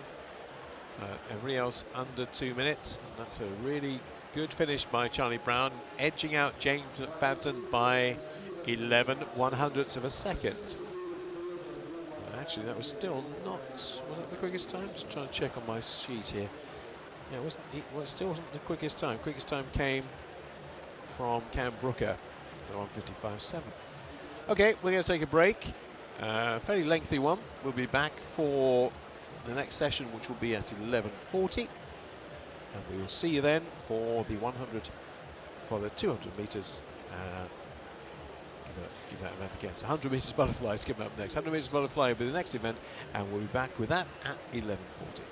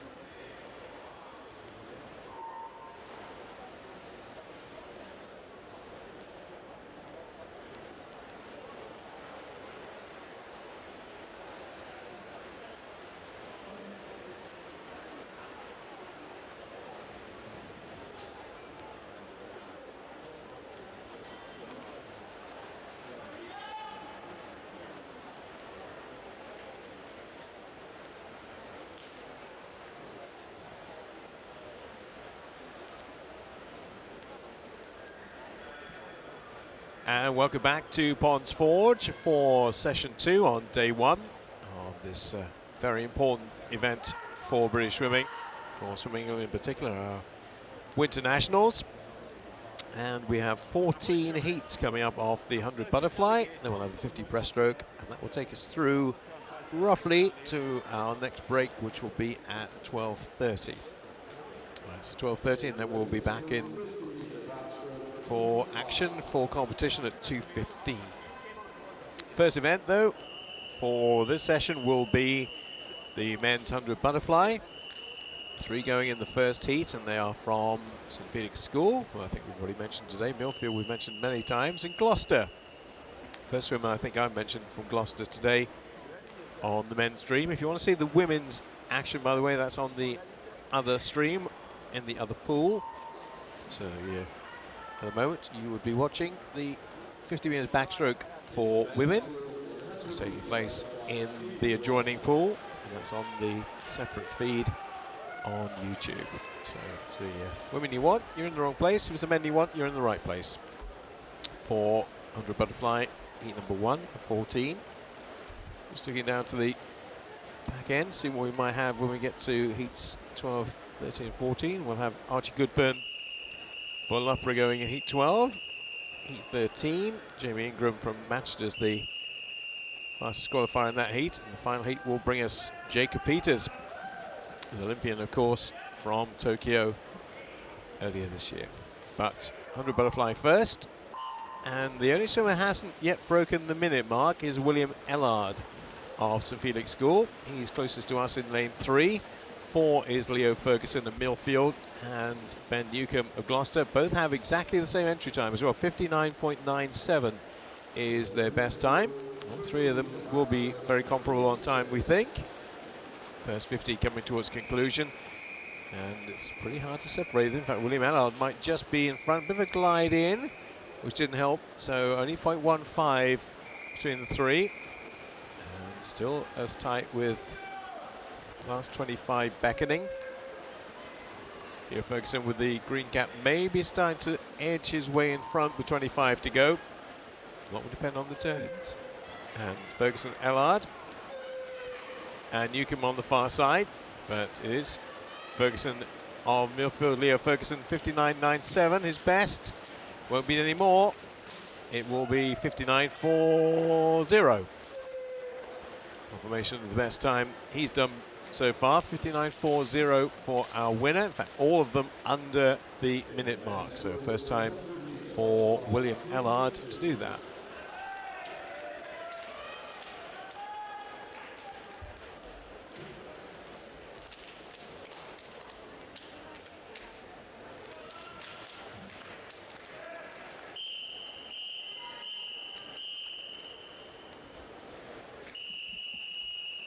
There's your list for the second heat of 14 of the 100 butterfly. So swimmers from Newham, from Mid-Sussex, from Brighton, from Brompton, Mount Kelly, Wickham District, Derwentide, City of Bristol, which I don't think we've mentioned City of Bristol so far, so good afternoon, or actually good morning still to you in Bristol. Maxwell represented in lane 8 as well, and Stockport Metro. All those clubs have swimmers in them. Now, who's making the most headway at the moment? Seems to be Alex Mason, Mount Kelly, with the white cap in lane number 4. Looking very strong over the first 50. Good lead too at this stage, 0.66. Not a winnable lead yet, but carry on from here, push on from here. The Mount Kelly swimmer looking very strong, and I think he might be able to convert this from the 50 to the 100. Everybody's going to get in this slipstream at this stage. I think we can almost certainly say 59.76 will be a thing of the past. That's his entry time. Is Alex Mason, 16-year-old from Mount Kelly. He'll come in to finish in 58 something. 58 on the nose for him. So that's a 2 3/4 advantage from where he was before. 2nd for Jacob Sell, and 3rd is Luke Poulton. And all but 4 under the minute mark.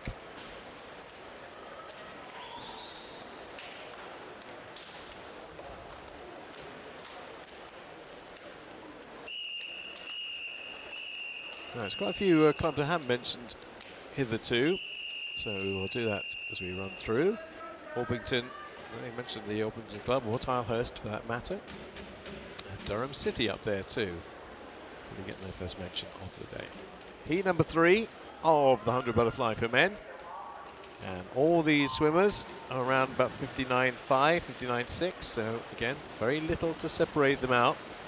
James Renshaw of Lancing College has actually got the fastest entry time. You'll see him in lane number 4. But may not be he who is leading at this stage. Lane 3 is looking good. That is David Sanchez of Tilehurst. And in 5, Jack Allman of City of Oxford. And down below in 0, Jacob Wibley of Plymouth is our leader at the halfway stage and has a .38 lead. At this stage, lane 0 has been coming up with quite a few winning races today. And it looks like we might have another one. Jacob Wibley's entry time for the 16-year-old from Plymouth, Leander, is 59.74. He's going to win this by a stretch.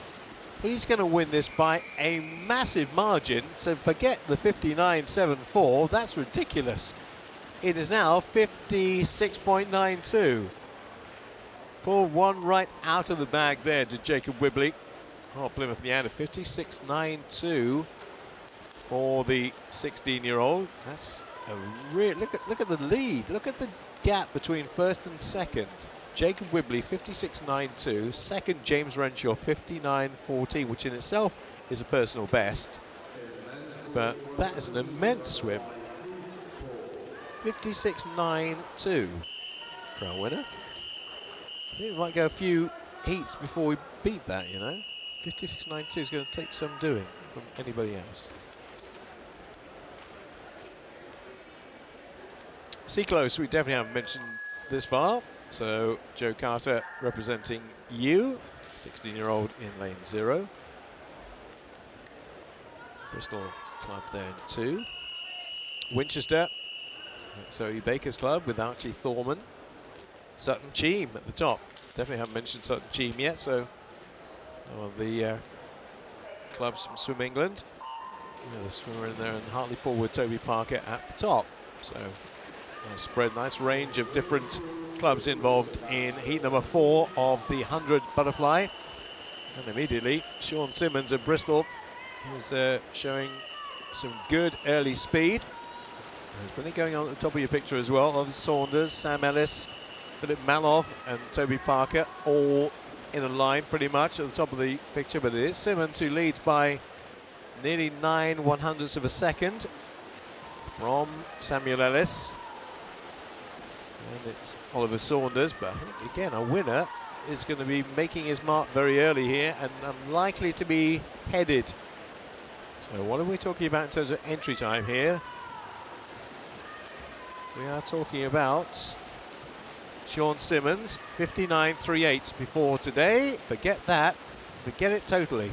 56.25 is where he finds himself now, which is a very, very impressive swim. And again, look at the gap between 1 and 2. Well over 2 seconds. Oliver Saunders has taken his time down from the 59 to the 58, as has Oliver Dade.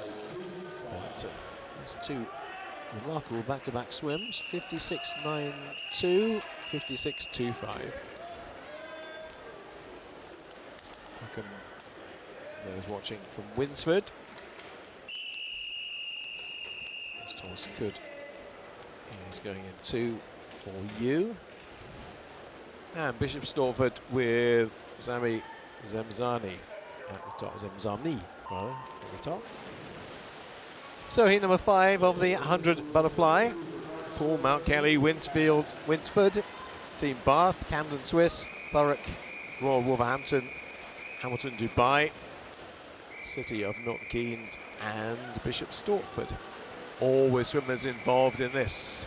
Recognise the Hamilton Aquatics in Dubai cap at the top of the orange one. And that swimmer is right in the mix. He isn't actually leading. That is Maxwell Adams of Team Bath, who is leading at the halfway stage. And coming right back into the picture now. Several at the top of the picture, including Adam Candle from Dubai. He's not going to be our winner, I don't think. I think the winner is going to come from lane 3, Maxwell Adams, 56.96 for the team bar swimmer prior to today. And not quite the big chunky mud he wanted, but nonetheless that's okay. It's a second. And, anybody will take that, I'm sure. Maxwell Adams with the win. Adam Candle in second. And third is Finn Drysdale with 58.16.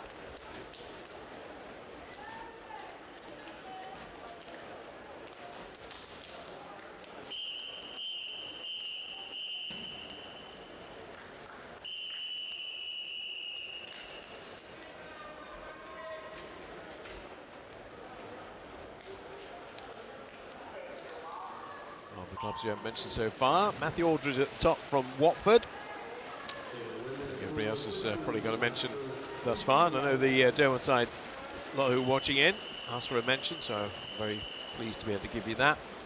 What's going on within the Derwent side club this weekend? A lot of you can't be attending. Coaches are also involved with other things, so swimmers having to do it all by themselves this weekend, which is very laudable and could be quite testing. Anyway, back to the action. Anthony Whittle of Dubai. A lot of Whittles taking part in the events this morning. This is a slightly different one from Hamilton Aquatics Dubai. We've got a fair sprinkling of swimmers involved this weekend. Two involved in this one. Anthony Whittle in 4 and Ethan Thompson in 6. And they could be close to being 1 and 2, although down below in 1. Henry Gray's having a good swim for Chelsea and Westminster. And it is Whittle who takes it in 56.38. Henry Gray getting second place for Chelsea and Westminster. Both big PBs as well. Henry Gray down from a 58 to a 57. And our winner down from a 57 to a 56. Enfield with Sam Cornish in 0. That's actually not mentioned so far. A couple from Mount Kelly, City of Sheffield involved. Oldham Aquatics also involved in this one, so hello to everybody in Oldham. Tuning in, watching on for Patrick Braddock's performance here in lane number 8. Right, top of your picture, 1 from the top. Look at lane 0 again. I keep saying that. I'll say it again. Sam Cornish of Enfield looking very strong over the first 50. Entered in on a 57.7. Has an 18/100th advantage at the halfway stage. Urkels in second. Orman in third. Now, can the 17-year-old from Enfield carry it on? Hold on until the end. So a lot of swimmers coming back at him in those green caps and also in the yellow lanes as well. But he might just have it. He has got it, I think. Sam Cornish for the win. 56.41. Nice sizable chunk taken out of his previous personal best of 57.7. Make that 56.41 now. And Urkers in second. 56.45. That's a good front running there for 17-year-old from Enfield. Altrincham have a representative in this one, as do Hereford. And there's centres, or what you might class as big clubs. Abingdon Vale, almost overlooked you there, but didn't. With Sebastian Roars going in lane number 1, and they've all got fairly comparable times here. 56 high, 57 low on 100 butterfly. And that's pretty much being shown by how close this is, although there is a breakout swimmer, and that is William Ellington of University of Stirling up there in lane number 7 with a 0.58 advantage over the rest. Now again, can Ellington do what we saw happen with Sam Cornish in the previous heat? Hold on right to the end. It looks very much like he might. 25 meters remaining. Looks to have this pretty much nailed. Joshua Goff swimming well for City of Hereford. can somebody else get in the mix? Well, somebody is getting in the mix. They're not going to win it though. Thomas Sampson coming in for second. William Ellington though getting the win. Fastest time so far is 54.65 for William Ellington. So Sterling Swimmer going down below 55 into the 54s. That's by quite some way the fastest swim we've had in the 100 butterfly so far. City of Liverpool have Ennis Cleworth in this one. Barkey and Dagenham have Daniel Genkas. And Lewington at the bottom there, in terms of your screen.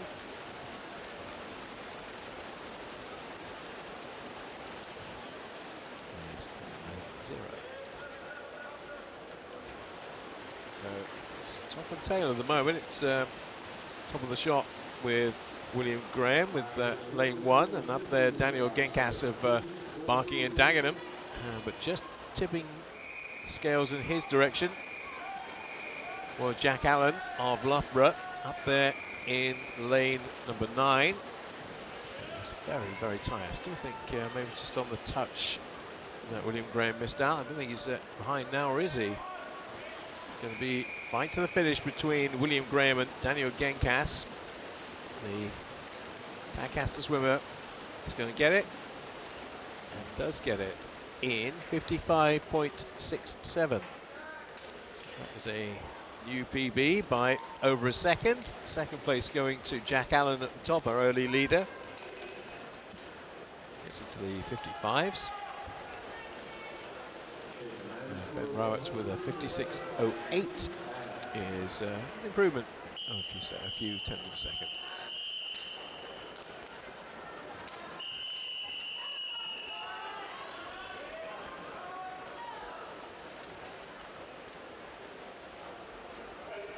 Southport have a swimmer in this one. That's Henry Moore going in lane number 8.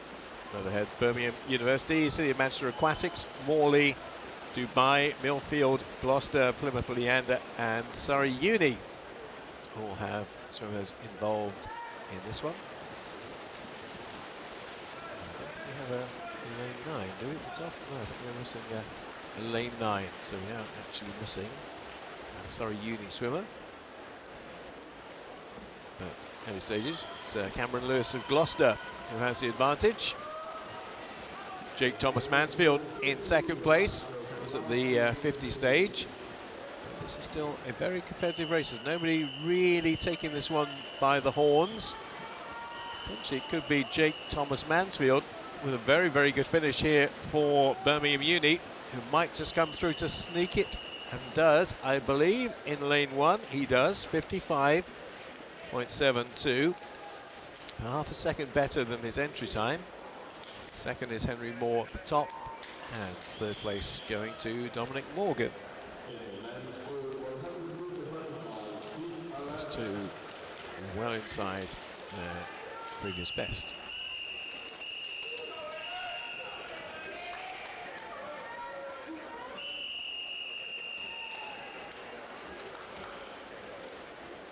Paul School and Hatfield are in 0-9. Given them 2 they mentioned so far, so welcome to them. The Beverley Barracudas with Kieran Grant in heat number 11 of the 100 butterfly for men. This time so far is at 54.65 from William Ellington of Stirling, which came in heat number 8. He's able to go under 55 so far.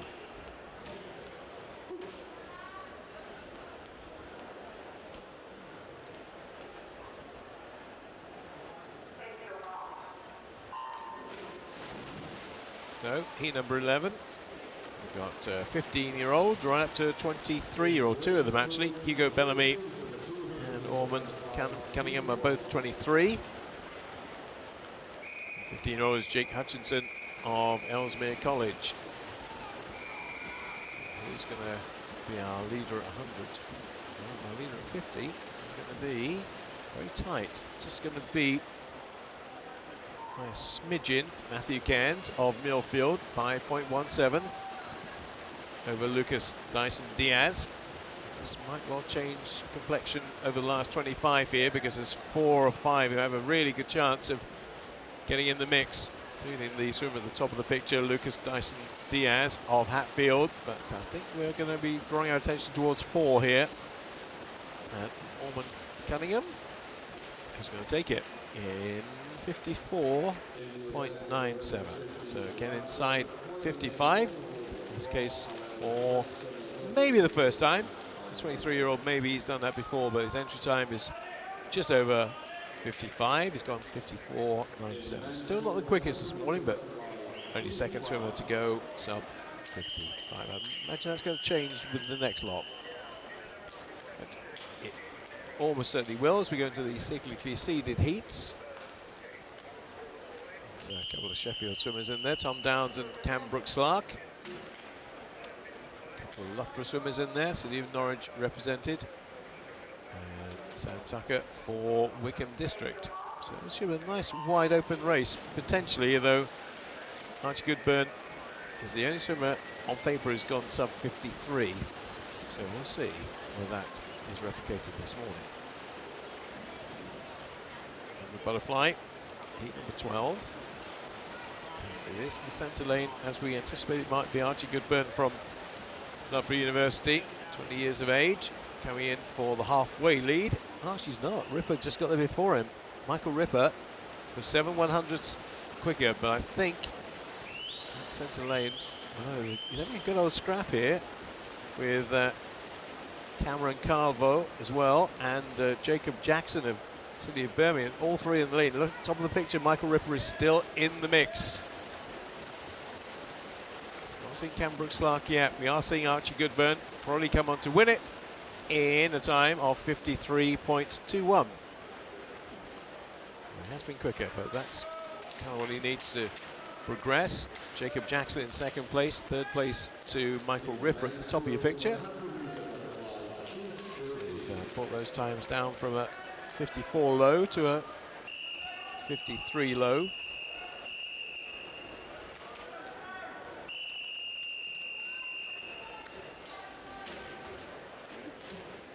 Two more heats. Jamie Ingram with a 51.4 to his name, goes in lane 4. Now where is the threat going to come from for this? On paper he's a couple of seconds quicker than pretty much anybody else. Thomas Beasley of Plymouth done a 53.1. Ned Sharp with a 53.4. But I'm thinking Jamie Ingram should be the class act of the field, 23 years of age, from City of Manchester Aquatics, and that is how it is turning out in heat number 13. He has a reasonable advantage at 50.74, something you can certainly build on or maintain. Aaron Fox, second place. Ned Sharp in third. That's how it was at the 50 split. But I think our winner is pretty clear cut now. It's going to be Jamie Ingram. Is he going to go quicker than 53.7?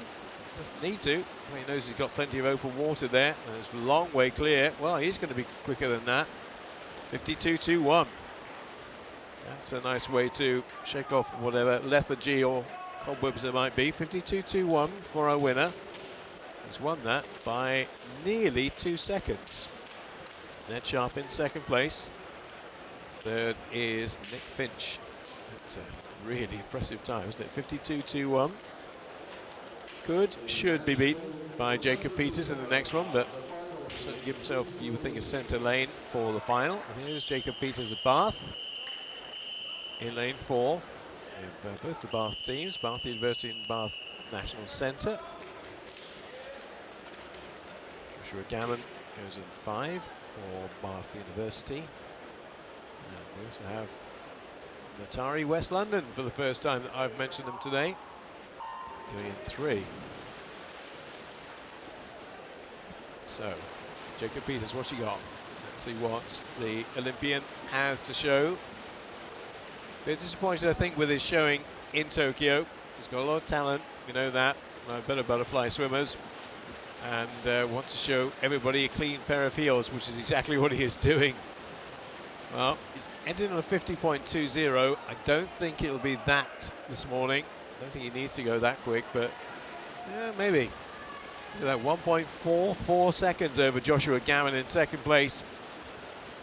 All very comfortable for the former pool swimmer, now with Bath, 21 years of age. Look at the gap. It's immense. It's enormous. How close to 50 might he get? How close to 50 might he be? Right on it, 50.86. So I think that 50-second barrier might be threatened later today. Not quite yet, but doesn't need to do it now. That'll put him in pole position for the final. Good swim, Jacob. We'll be more than happy with that. 50.86 for our Olympian.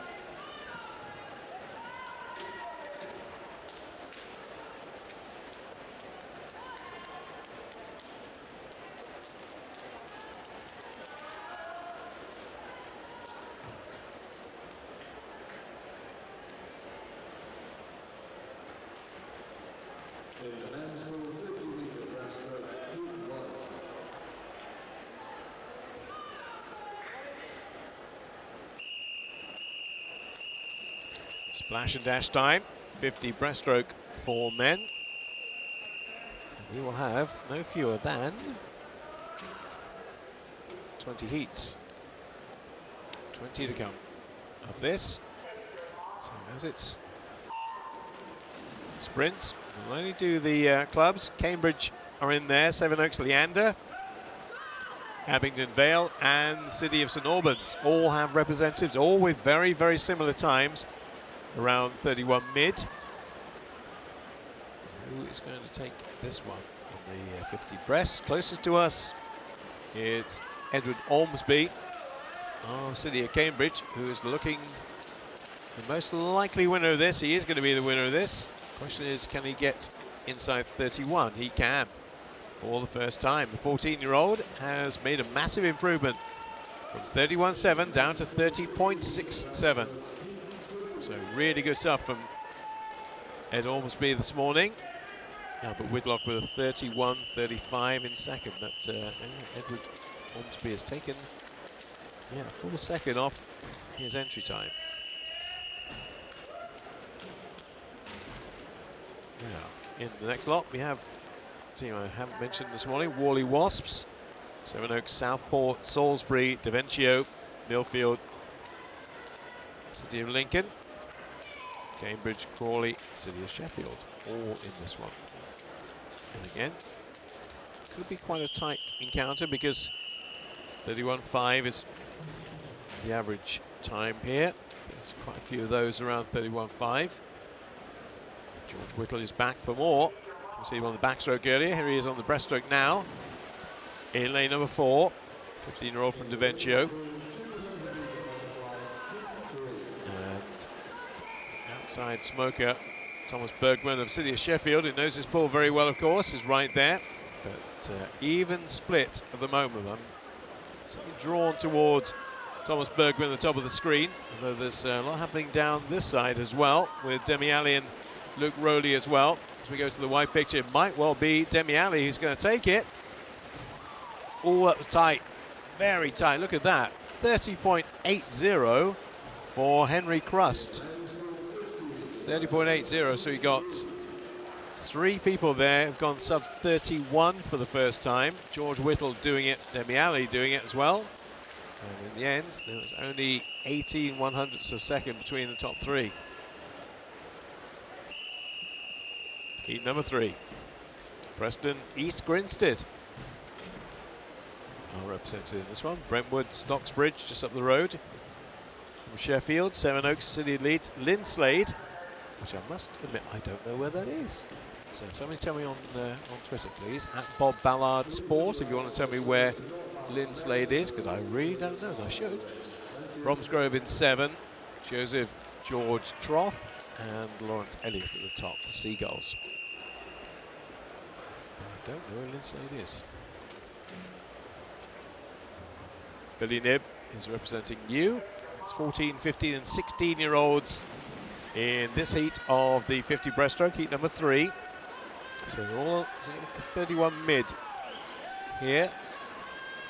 Lane 3, Finney McNicholas of Stocksbridge, 15-year-old, with 31.48, was impressing early on.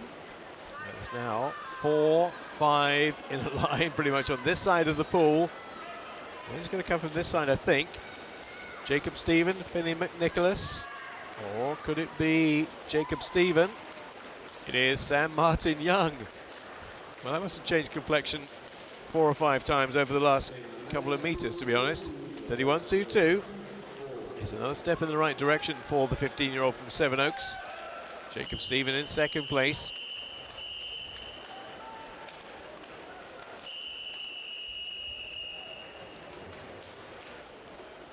Heat 4, I do know where Kendall is, I know where Camden Swiss is, I know where Newbury is.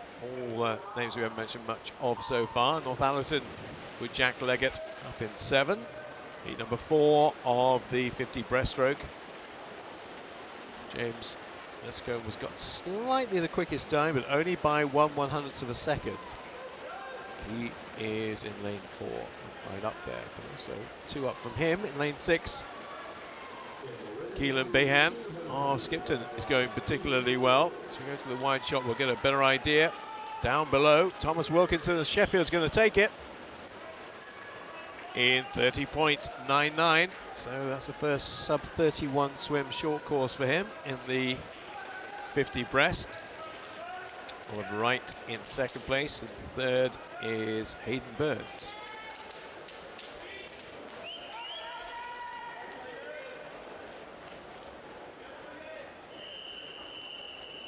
Moving on, there's a swimmer from Stokesley, Hazelmere Maidenhead. There's Maidenhead that produced a winner in the 200 freestyle at the Olympics. Soundwell up in lane 8 with Reese Dodd.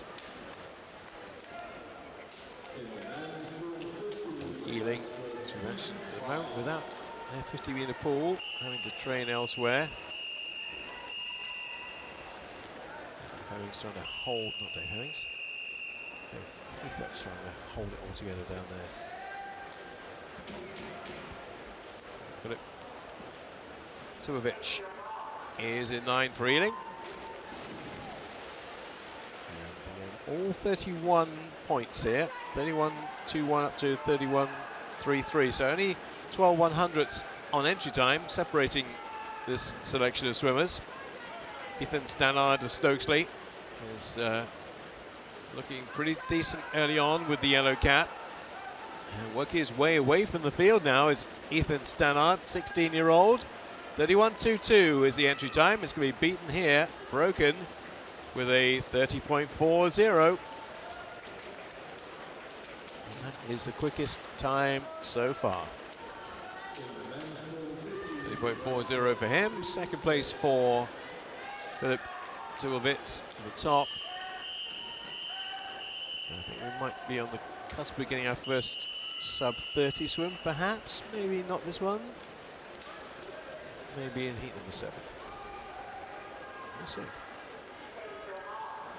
So Bexley, Portsmouth, Soundwell, Tynedale, Bromley, Hackney. So you know where that is, North London. More East London, really, isn't it? Ellesmere College, Hillingdon, Gloucester, and Blackpool Aquatics. Good to see Blackpool represented with Matthew Charlesworth at the top of the picture.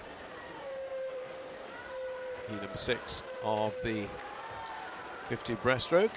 So we have 20 of these. It shows you the interest and the amount of people who wanted to be involved in this Winter Nationals.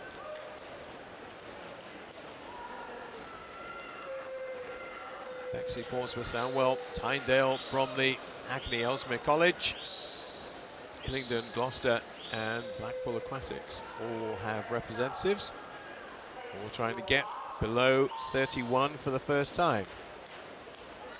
Just a little run through the timing device again, make sure it's all working properly, as we're operating out of 2 different pools today. If you tuned into this one, expect to see the women's swimming. That is on the other channel on YouTube. Currently there, got the 200 butterfly going on to heat number 4.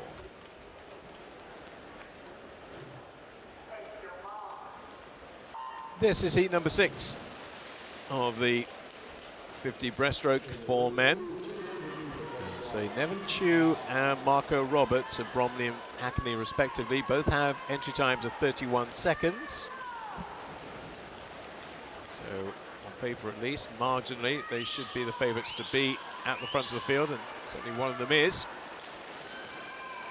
Lane number 4, Nevin Chew of Bromley. Well, actually may not be. Lane 1, Tommaso Martini and Jake Gaunt all going to the wall together, and Jake Gaunt gets it. 30.06 for our winner.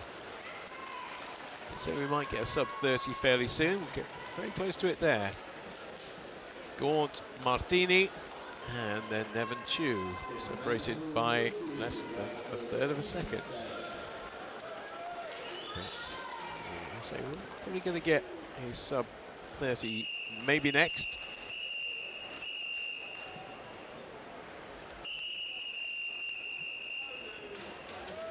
Fastest in this field, but again only just, is Jacob Davison from Chester Street.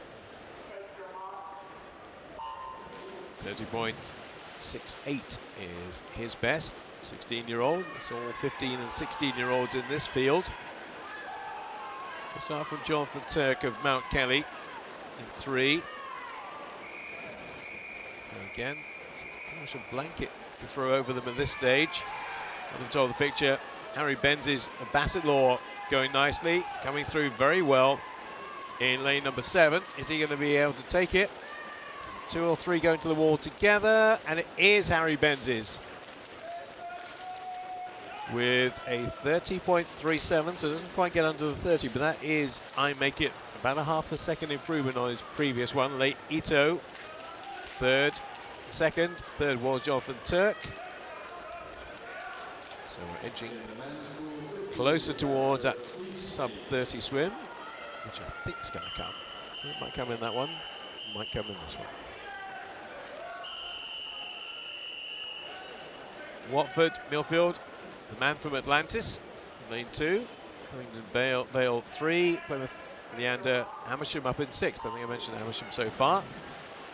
They have a representative in Michael Karachev in lane number 6.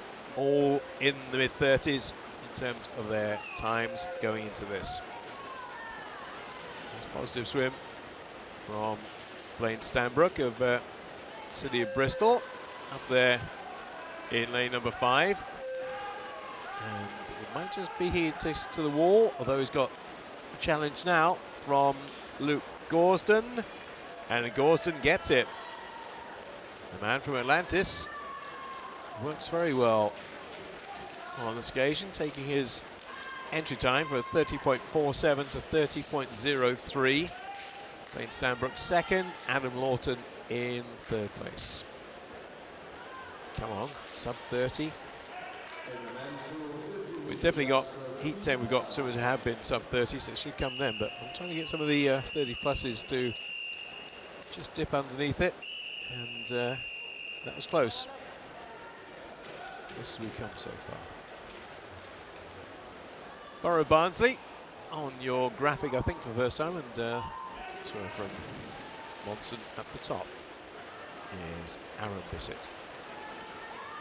Okay, somebody's going to do it. I'm absolutely convinced somebody's going to go sub 30 here. But who is it going to be? Is it going to be potentially Jacob Hudson of Winchester, who's swimming quite nicely. Daniel Cox of Surrey Uni is swimming very well. We've got 13-year-old Aaron Bissett in the outside lane. Oh, was the winner going to come from 6 maybe? Yeah, Daniel Cox. Daniel Cox gets the time, and there you go. If you wish for it long enough, it generally happens, doesn't it? We have 2 under the 30. 29.88, 29.87.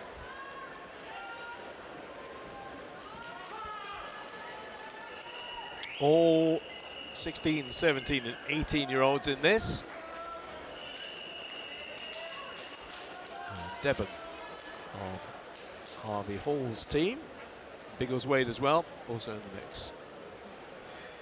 For heat number 10 of the 15 metres breaststroke for men. Since we've got a little hold, I'll go through some more detail. Oh, Teddington, sorry, Isaac Zawada. Haven't mentioned Teddington yet so far, no I haven't. And, he is their representative in lane 0 in the London clubs.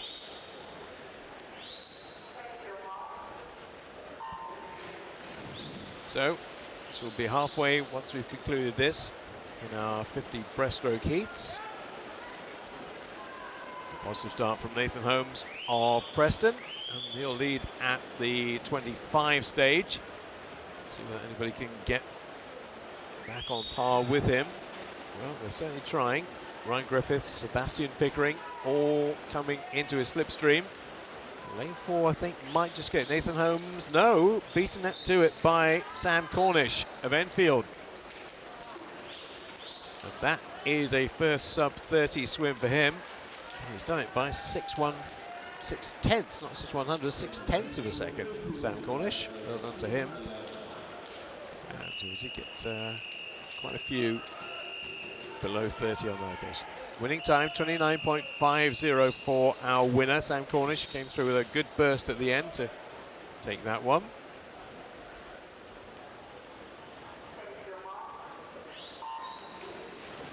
Heat 11, Stockport, Reading, St Albans, Mid-Sussex, Plymouth, Gloucester, Northampton, Southport, York City and Thanet Swim all have representatives in this one. Lane 4, Finley Washburn of Plymouth Leander, and the best first 25. Now, can he push on, or will it be something down this side of the pool? Maybe Ben Middleton or Alfie Evans. It looks like it could be another outside smoker, and it is Ben Middleton, 18-year-old from Stockport Metro, takes his 29.93 down to a 29.38. So, good swim by Ben. And all, I think, bar one there, we're under the 30-second mark.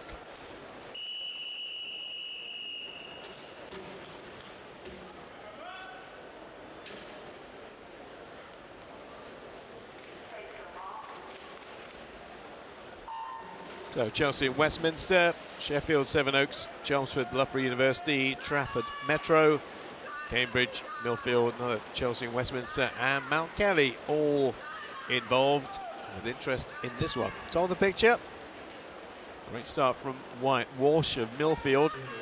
Oh, he's going to surely go on storm to win this, although there's challenges coming from people like Adam Wood in lane number 1. I think it's going to be top of your picture. It is Wyatt Walsh with a 29.02, which takes his time down, his best time down by over 3/4 of a second. Second, Charles Kershaw. Third, Metin Urtoglu in number 8.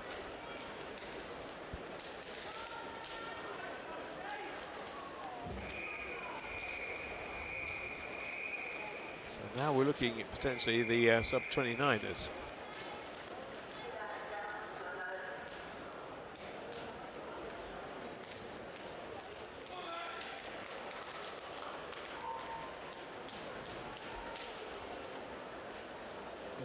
City Manchester Aquatics, South Hunslet, Haringey, Plymouth Leander, Warwick University Maxwell, Guildford, 2 from West Sussex, West Suffolk even, and 1 from East Leighton. We know, many of you have watched our streams of the northeast counties.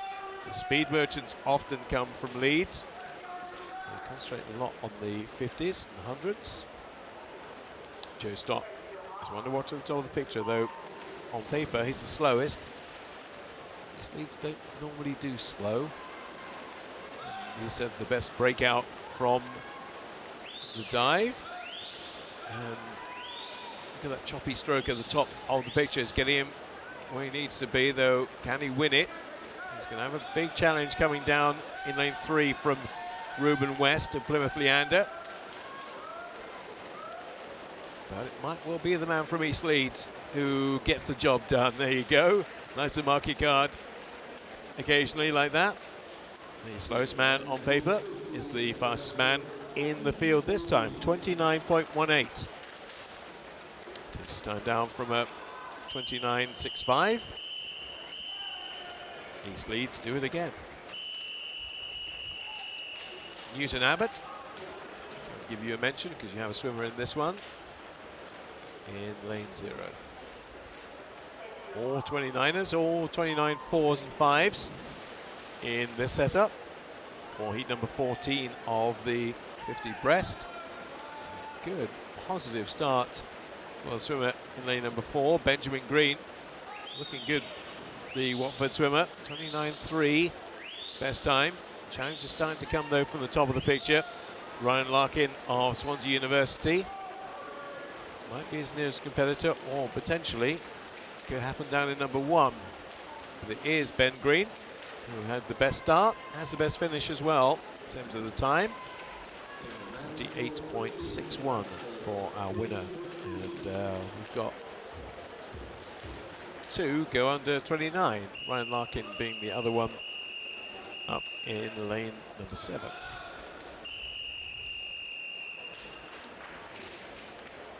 Harry Stewart from West Dorset, University of Nottingham represented by Oswald Hood, and Hoddesdon with Dominic McCarthy. Those are the teams we don't mention all that often. And East Leeds have another one in Manson Mack in lane number 8, so keep an eye on top of your picture for lane 8. Outside of him though, Joseph Caldwell's had a good start for Bath University, but no, it is the Leeds man, 22 years of age, Manson Mack, who is right there front and centre, but so too is Joshua Press of City of Milton Keynes, who's looking good for this one in lane 2.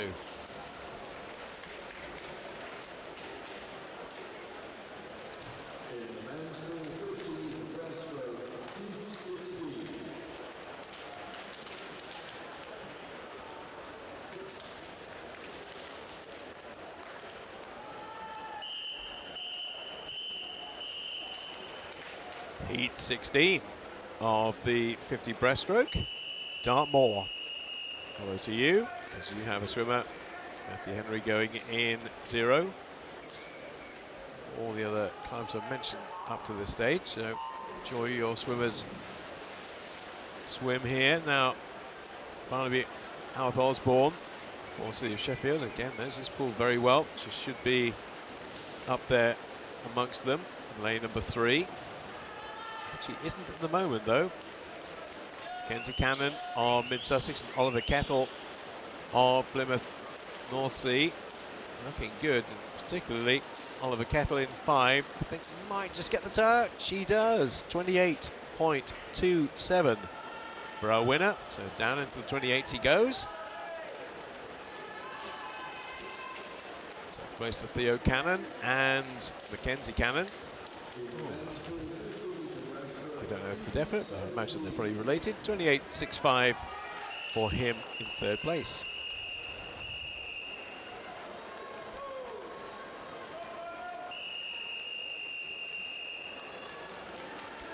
Cossacks, I mentioned you before, or Orion, I don't think, in our commentary today. So Hastings, maybe, I think I may have mentioned you, but worth a mention again. I'd like to put all these clubs on the map and give you a little bit of airtime. We talk about the centres a lot, we talk about the big clubs a lot. It's always nice to mention that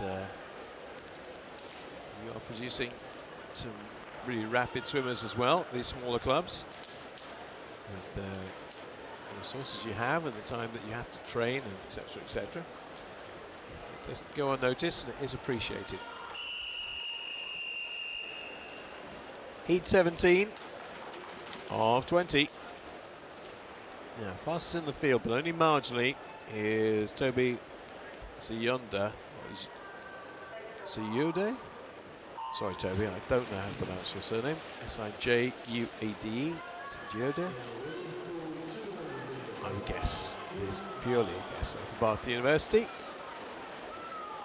And we'll be mentioning him a little bit more now.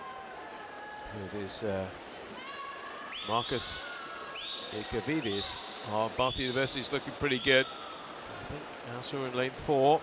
Toby, oh no, he's being beaten to it by Marcus. Yeah, Marcus gets it, 28.01.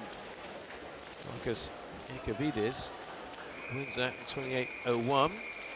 Toby in 2nd. Place Tommy picture to Carnell Nunez Smith.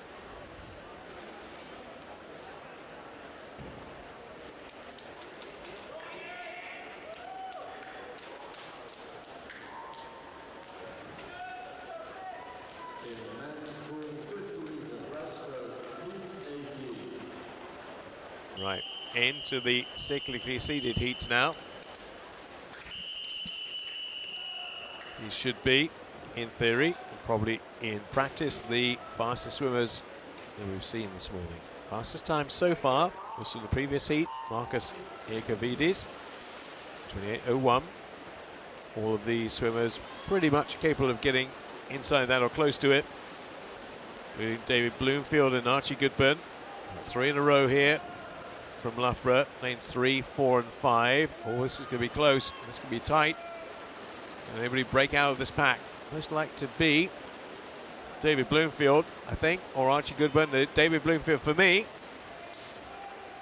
Good call for a change, Bob. Well done. 27.25. Not as quick as he has been, but he can hold that back until later on today. They'll need to go flat out. Archie Goodburn second, and William Mitchell in third place.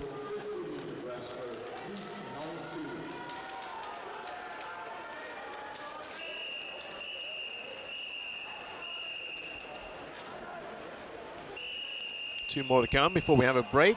Just to mark your card again.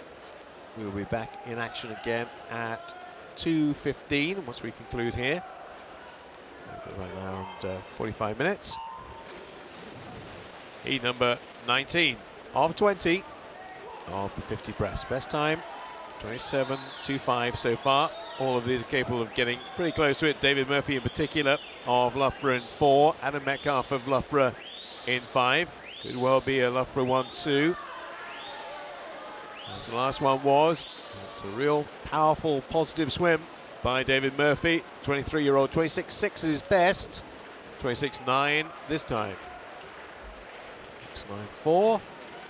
Actually, Elliot Woodburn from Millfield getting in for second place. Third going to George Hopkins, but 26.94.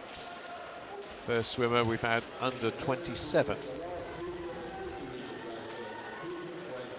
Right, let's round it all off. It's a bit of a Loughborough fest, this, isn't it? 2, 5, 6, and 7. Chesterfield also in there with Jack Blair. Not sure if I mentioned Chesterfield so far. If I haven't, here you go. Jack Blair goes in 8. Probably represented. Dartmoor, also Loughborough, Brighton, Puttridge, and Davencio all have swimmers in this one. Orange cap in the centre from Puttridge is Lawrence Palmer, 29 years of age. Still obviously enjoying his swimming, still beating the youngsters. We've got 17-year-olds in this, 19-year-olds in this, and 21-year-olds in this, but it's the, dare I say it, the old man of the field who's going to win it. 26.74. The week that Hannah Miley's retired, obviously he's, if you like, the right side of 30. She's just decided to call it quits, but still life in those 30-year-olds yet. Dominic Poling in second place. Alex Cahoon in third. That was the fastest time. Yes, it was. Fastest time of the morning, 26.74 for Lawrence Palmer. Right. That concludes the second session on day 1. We've got the 100 butterfly and the 50 breast done. And we are going to take a little bit of a break now. When we return, a little later on, at 2:15, we will have the men's 400 freestyle for you. So 400 freestyle heats coming up when we resume at 2:15, and we will have 13 of those. So from me, Bob Ballard, for the time being. Things have concluded in this one. They're still going on, though, in the other pool. If you want to see the women's racing, that's still carrying on in the adjoining pool. They're in heats 10 now of the 200 butterfly. I'll see you at 2:15.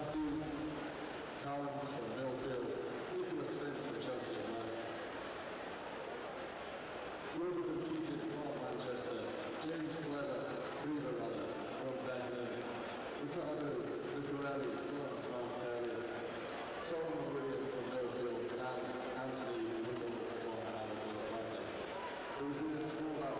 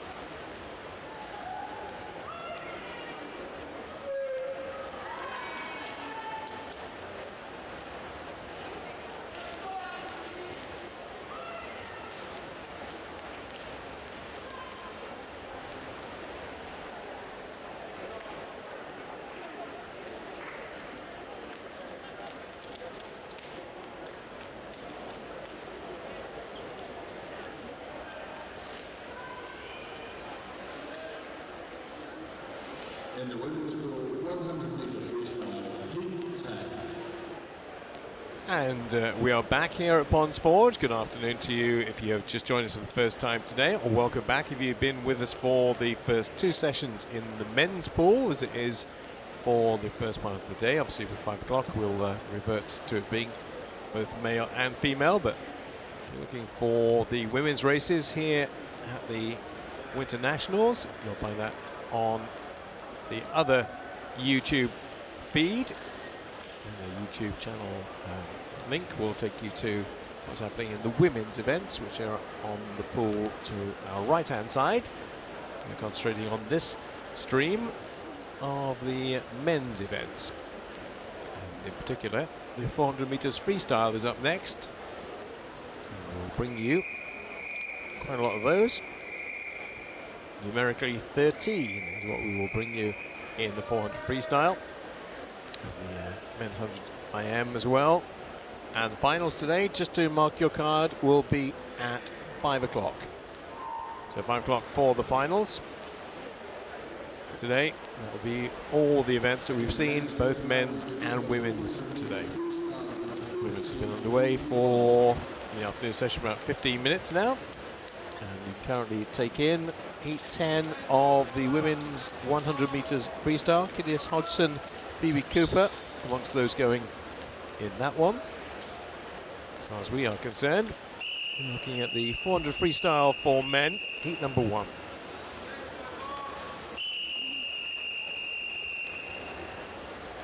And there is your lineup. And so I'll try and give mentions to the smaller clubs who don't often get a mention. So Romford Town, for example, your boy Conor McCarthy is in this one. All 16 years of age, apart from George Moore of Leicester and Joseph Moment of Kingston upon Hull. They're both 15, and we do have a 14-year-old in here, in Jacob Mills, going lane 7. He won then. Mark Milburn is closest to us. Anthony Davis next to him. Conor McCarthy, Luke Clegg, George Moore, Joseph Moment, and Jacob Mills. Swimmers involved in this one. Early lead being taken at the 50 by Luke Clegg. Long way to go, of course, on the 400. 4:12.65 is his best time. And that's matched by George Moore. We look through all the swimmers here. There's actually only about a second separates all 7 involved. So new leader, Conor McCarthy of Romford, goes to the front at 100. Meg's still in there in second place. Davis in third. As we know, with 400, 800 and 15, the order could change quite rapidly. People structure their races slightly differently. So they break open the field early on, so just keep their powder relatively dry until the last 100, 150. Then make their move, but at the moment, the clear leader is the 16-year-old from Romford, Conor McCarthy. 4:12.75 his entry time, lead of over a second at the moment, 1.14. Very smooth and very controlled, just over a body length clear of the rest of the field. No yet making much of the way of inroads. Luke Clegg is still sticking with him, one side. One side is Anthony Davis of Mount Kelly. For somebody maybe a bit further down the field to make a charge, nobody has yet. Halfway stage, and Conor McCarthy well on course for the best time. And entry times for this age group particularly tend to be their personal best, because 16, 15, 14, we're talking about the last 2 years. So they haven't posted a better time in the last 24 months.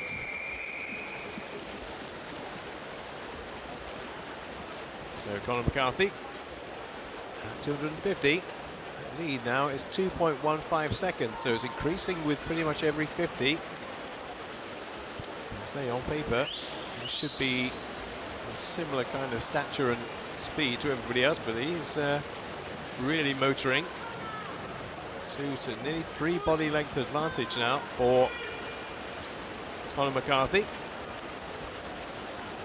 See, he left a bit of a gem in Romford here with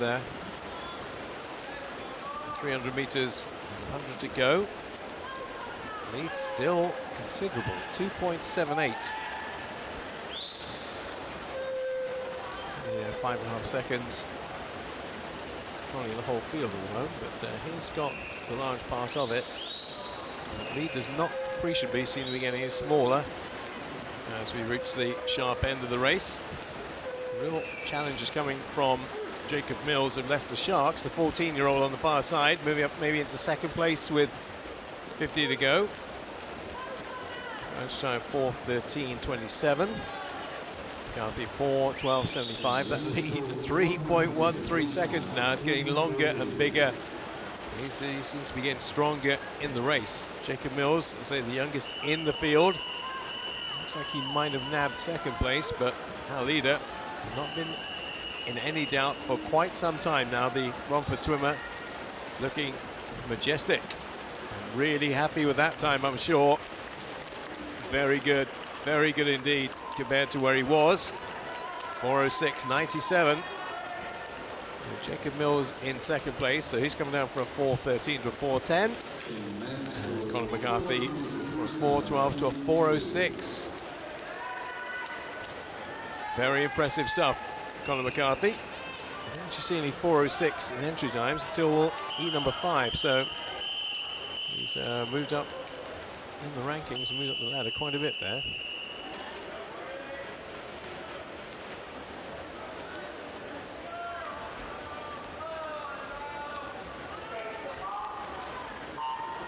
Heat number 2, Max Russell of Sydney Sheffield, Pershaw's David Annis, Jake Tompkins of Barnet Copthall, Warrington Wolves. Keep doing that. Warrington Wolves is the rugby league team. Sorry, Warrington, I'll do this every time, don't I? Ronnie Wheel, 14-year-old, goes in 3. Could be a rugby league player as well, but I don't think he is. 4 is Harry Hewitt of Millfield.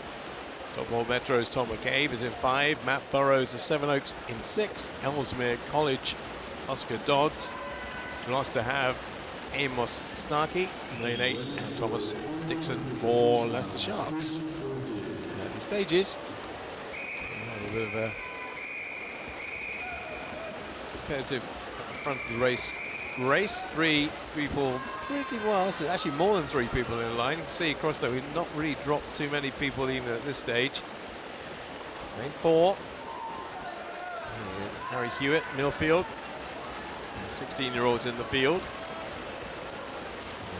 4:11.17. They've all got 4:11s or 4:12s here, so again, entry time terms, not much between them. As the races have shown today, sometimes there's a big chasm between some and the others. Millfield very much to the 4 in this one. About it is Harry Hewitt. Second is Ronnie Wheel of Warrington, not the Wolves, and David Annis of Pershaw, top 3 at this stage. Still a long way to go. But he's in control of the race right now.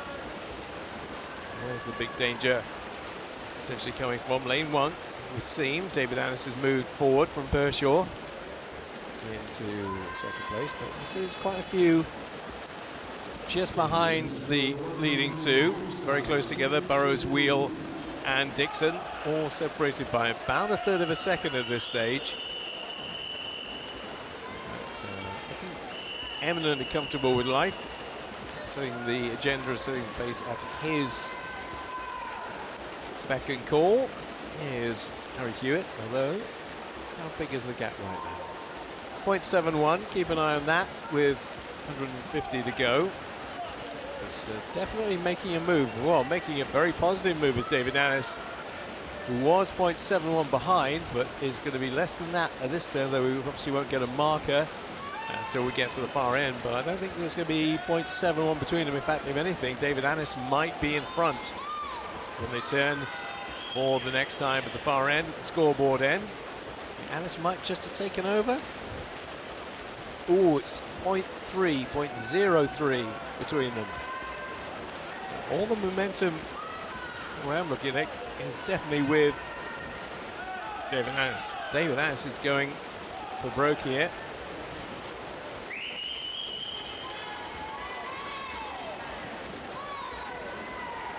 So top two has changed hands. Millfield swimmer who set all the pace early on. Harry Hewitt is now just a little bit behind David Annis. 16-year-old getting beaten by the 15-year-old at the moment. He's looking like he's very much in control of things, and he'll turn. We're looking to break that 4-minute barrier. He'll get close to that 4-minute barrier. I don't think he'll break it. In fact, he won't break it. But how close to 4 minutes can he potentially get? It's not going to be a million miles outside of it. 4:02-ish. 4:03 actually for Annis. 4:03.22. When you consider his entry time was 4:12.03. That's a considerable chunk taken out of it. Harry Hewitt, who set the pace and was the early front runner, this is second, and Matt Burrows in third place. Well, that's a decent time. Well, as far as David Annis is concerned, a best ever time, 4:02.27 for the 15-year-old from Pershore.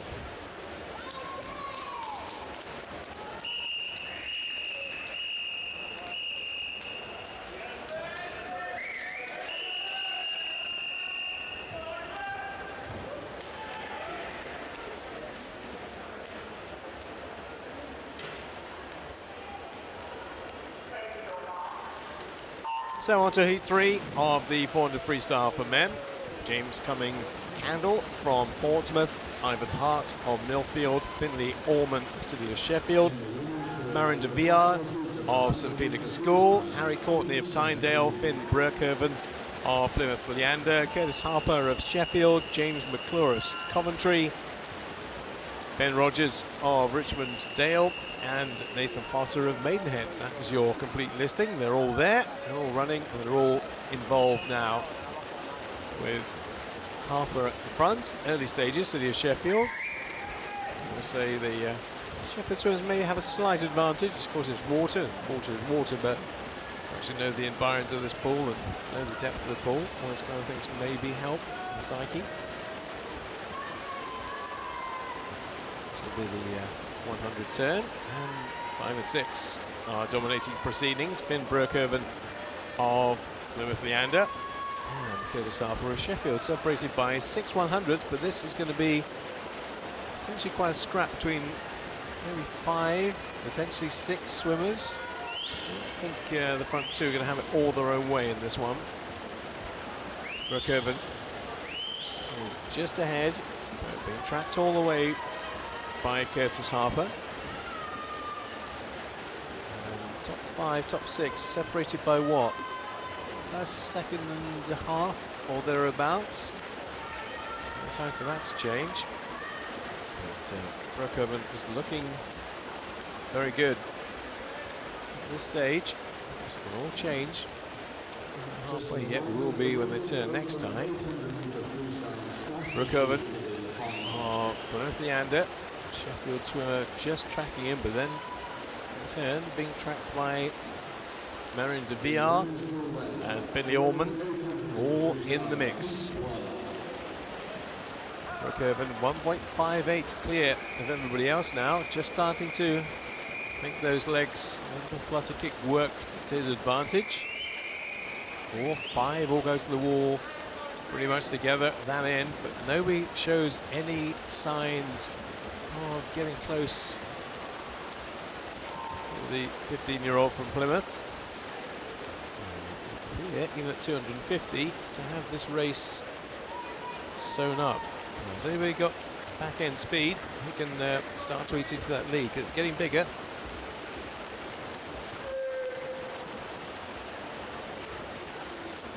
.34 seconds he was when he got down the far end. Where's that change going to come from? It looks like it might be the top of the screen. Potentially it could be James McClure, Coventry. Also starting to accelerate is Marin de Villar. Broekhoven lead still sizable. 1.87 seconds. Villar in third place. Harper's fallen back to fourth.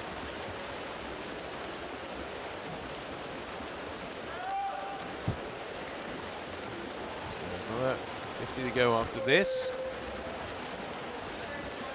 And here comes the challenge. We've been waiting for a while for it. It's coming from lane 3, coming from Marin de Villa. Also Felix School. That lead now down to just 0.18. We're in second place though. Claw 3 here. The race really has now started to change complexion. Finley Orman, Marin de Villa might now be the favourites to take this, but 3 all going to the wall together. De Villa, Orman. I think I might go De Villa here. Oh, I'll be wrong though. It's Broekhoven. Oh, that's not right. Sorry, that's definitely not right. The winner, oh, it is right. Sorry, 4:04, yeah. Broekhoven did put that finish in. 4:04.79. So he did find a little bit right at the end to stop James McClure. 5 100ths in the end between 1 and 2. And only a couple of tenths between second place and third place. So that was a very tight finish. 4:04.79, not as quick as the previous heat.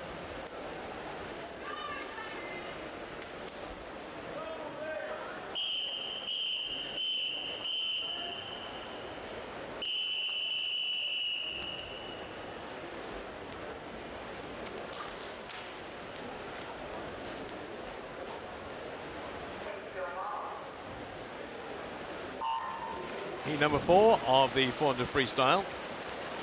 Luca Arioli of Mount Kelly.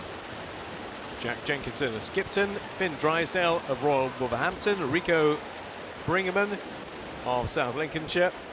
Of the Row Mount Kelly. Luke Critchlow of Stockport Metro. George Chapman of Plymouth Leander.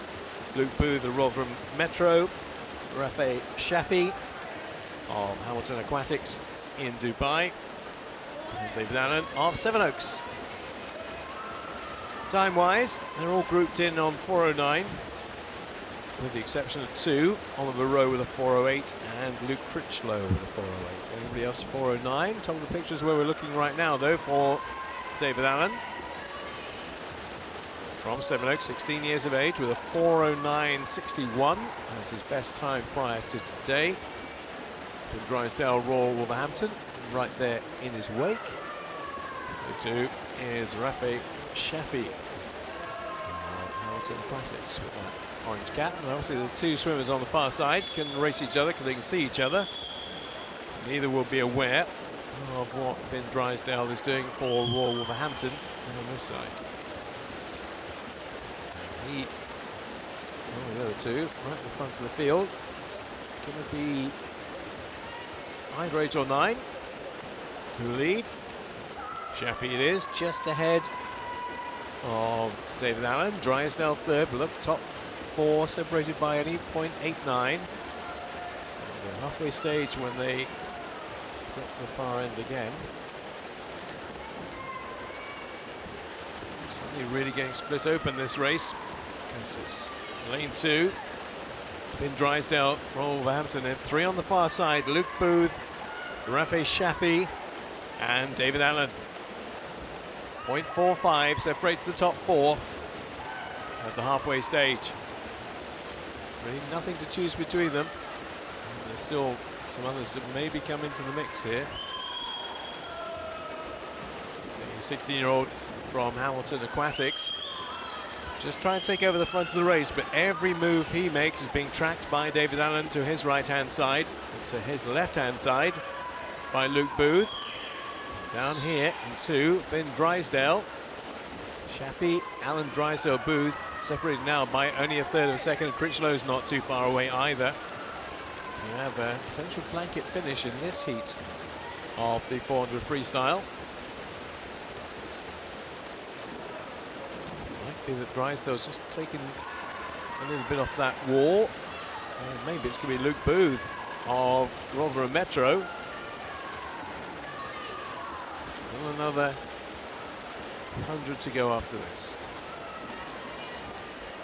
Booth, Drysdale, Allen. We've had a lot of different leaders in this. still can have a different winner yet. Luke Booth, though, looking quite strong for Rotherham. Top of your picture. Rafi Shafi just losing ground, so it might well be a two-swimmer race now. Oh, potentially maybe just one, because Luke Booth is now really dictating and dominating this race. 1.35 he leads at 350. Is there any way back? Finn Drysdale, he's trying to get there, but he's running out of time. There's only 25 left. It looks unlikely that he'll be able to hold the Rotherham Metro swimmer in lane 7. Luke Booth looking very good. Chose his burst at the right time. It's going to be a brand new PB, a big one too. 4:05.85. So he's gone from the ranks of the 4:09s down to the 4:05s. A very impressive swim, timed it to perfection, and in the end, I didn't really mention at all, came into the fray was Rico Bringerman of South Lincolnshire. Got second, Odborough third, so that changed a lot. Shafi led for a while, David Allen led for a while. Neither of those in the end finished in the top 3.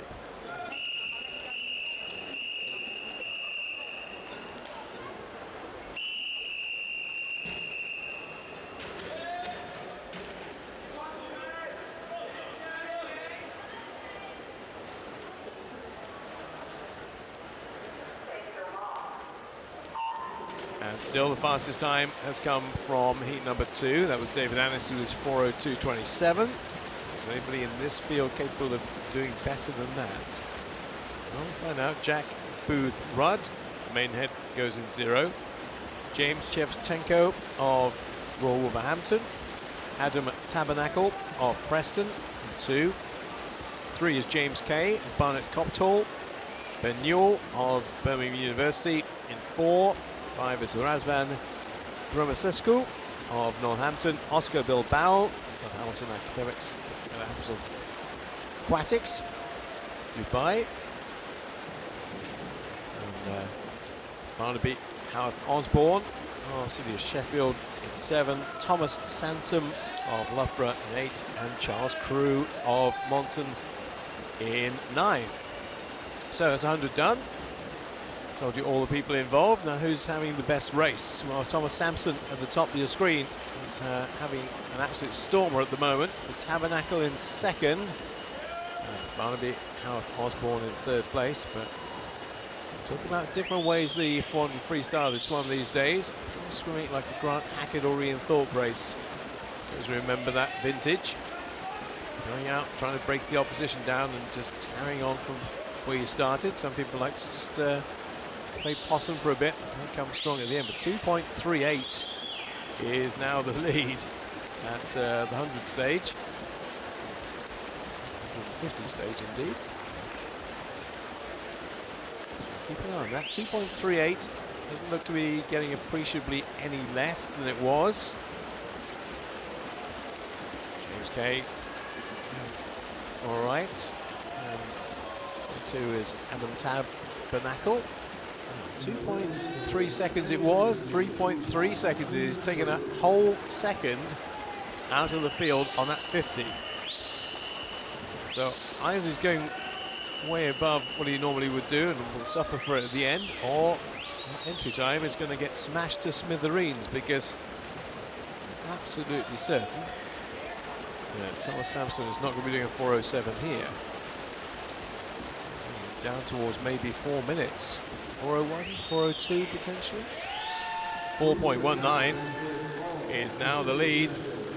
And nobody is looking like they're going to make a challenge or charge at this stage. There'll be 100 to go when they turn next time. Can you see anybody getting close to that? 4.19 is longer than that. It's bigger than that. It's bigger than 4.1 now, right now, surely. It's got to be 5 seconds, I would have thought. Oh, right on it. 4.89. Certainly has improved and has increased that lead. And he is absolutely storming this. Everybody else doing their own race. got Oscar Bilbao and Barnaby Houth Osborne having their own race, having their own little battle behind, but they're going to get absolutely nowhere near the 18-year-old from Loughborough University, who's looking immaculate. Lead now is still on 5 seconds. They might start to come back a little bit, but in the last 25, absolutely no way you're going to get anywhere close to him. I still reckon it's going to be a 4 to 5 second advantage at the end, which leads me to believe it's going to be around about 4:01, 4:02 potentially. In fact, he could break 4 minutes and will break 4 minutes. Massively breaks 4 minutes. That's an astonishing personal best for Thomas Sansom. 3:56.48, when you bear in mind his entry time was 4:07.41, and he has won that by a clear 4 seconds. He actually got caught a little bit towards the end, but 3:56.48 is taking him to a completely different level and into a new realm for Thomas Sansom. 18-year-old, 3:56.48. What a swim that is.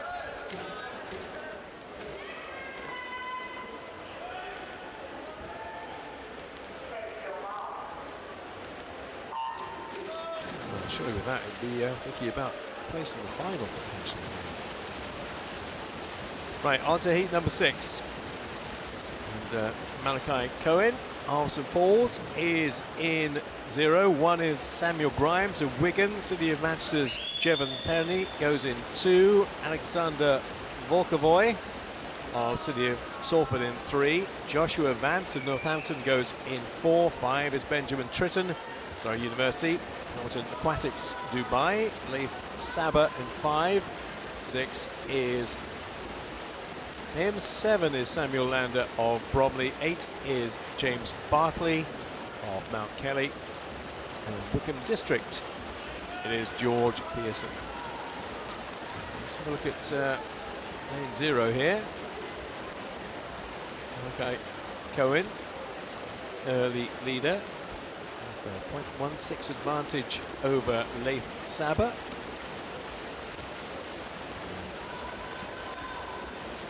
Samuel Lander of Bromley. Some very good youngsters at Bromley in the last few years. See with, hopefully the reopening Crystal Palace not too long away. To essentially use a 50-metre pool in the not too distant future. Malachi Cohen, St Paul's, 0.31 ahead of Leith Saba. It was absolutely level, or was that turn, with Ben Tritton. It's much more competitive in terms of position race here. Cohen is now starting to get caught by the swimmers in 5 and 6. The lead swimmers in 7 as well. Still holding on, but only by 0.21 at that last turn. Here's Best.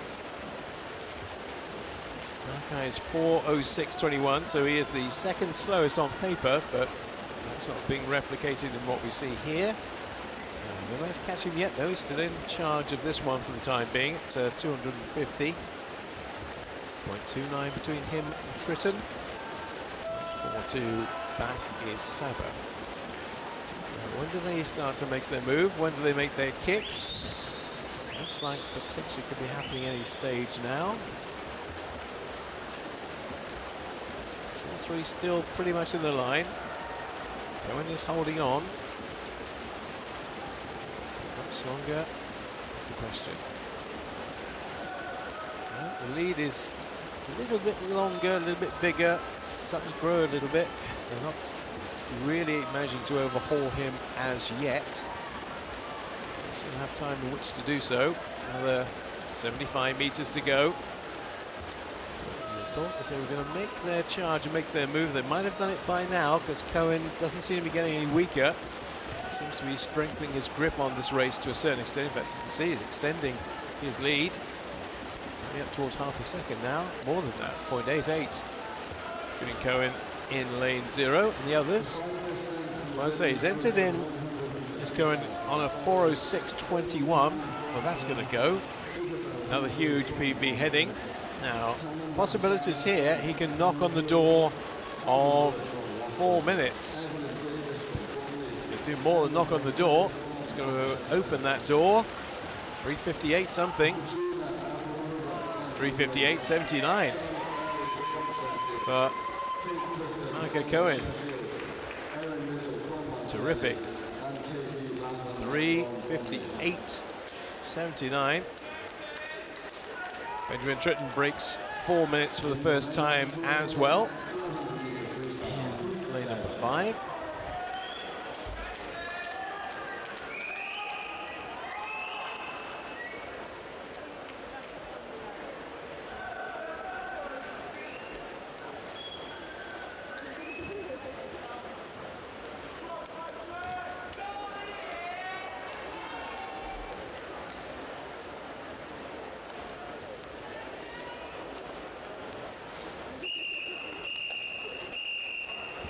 There's a lot of swimmers in this race who are potentially capable of breaking the 4-minute barrier. I think quite a few will. Let's see how many we can get over the line for that. Oliver Burns of Royal Wolverhampton goes in 0. Cameron Carlos of Barnet Copthall in 1. Adam Salim of Hamilton Aquatics Dubai in 2. 3 is James Raw of Ellesmere College.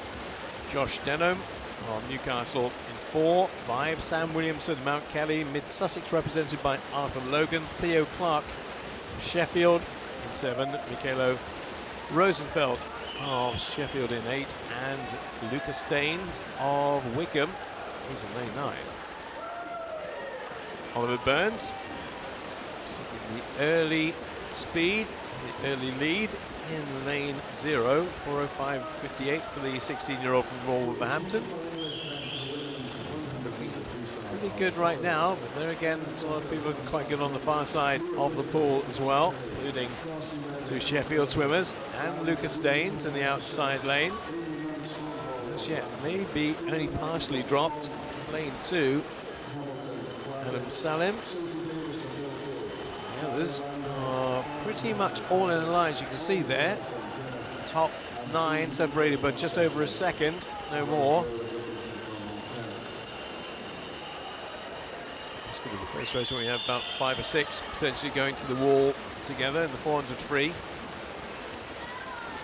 Oliver Burns, field where there's 14-year-olds, 18-year-olds, 20-year-olds, plenty of different variety in terms of age. 0.22 then is the lead, now held by Theo Clark, who's moved to the front. This race is changing complexion pretty rapidly. Michaelo Rosenfeld of Sheffield, the oldest swimmer in the race at 20. Just tracking Theo Clark. In fact, now probably just going past Theo Clark on this turn. Yeah, it's Rosenfeld from Clark and then Logan. The Sheffield swimmer has a 4:04.47 as his entry time. He's capable of going a lot quicker than that, as he might show today. Got about body length advantage now over the rest of the field. And, starting to pull away a little bit. His move pretty well. 1.55 is now the advantage for Michaelo Rosenfeld. And he'll be looking to come into the 4-minute barrier by quite some way. He's still well over a body length. Now who's going to make that charge other than Theo Clark? Sam Williamson, Mount Kelly perhaps.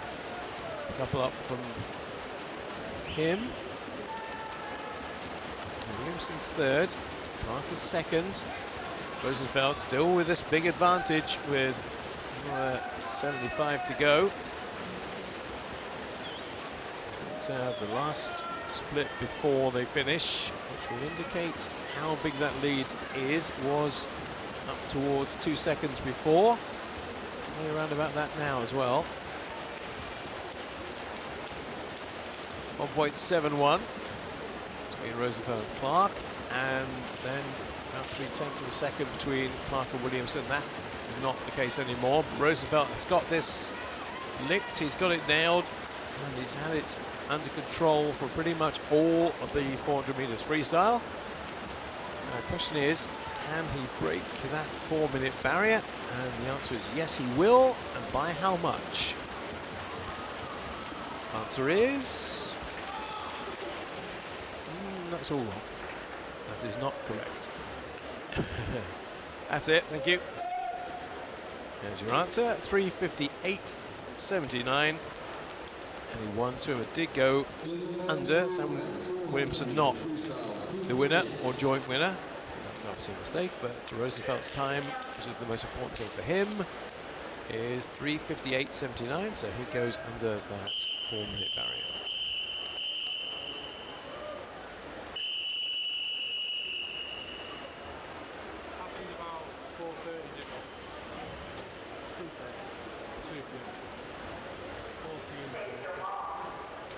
Nobody's come close yet to Thomas Sampson's time, 3:56.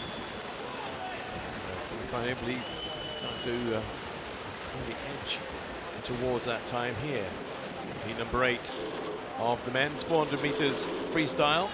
Ben Shelton of City of Leeds, Miles Turner of West Suffolk, Ethan Raymond of Bath University, Henry Moore of Southport. A lot of these names you already heard today before.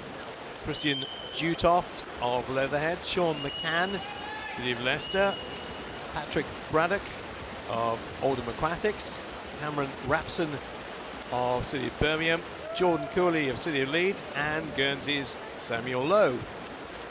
That's your full lineup.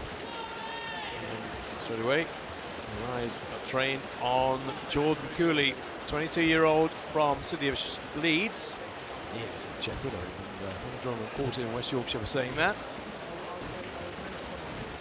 Cooley with a 1.16 advantage at this stage, and looking like he's intent on developing that lead, making it bigger and longer and stronger.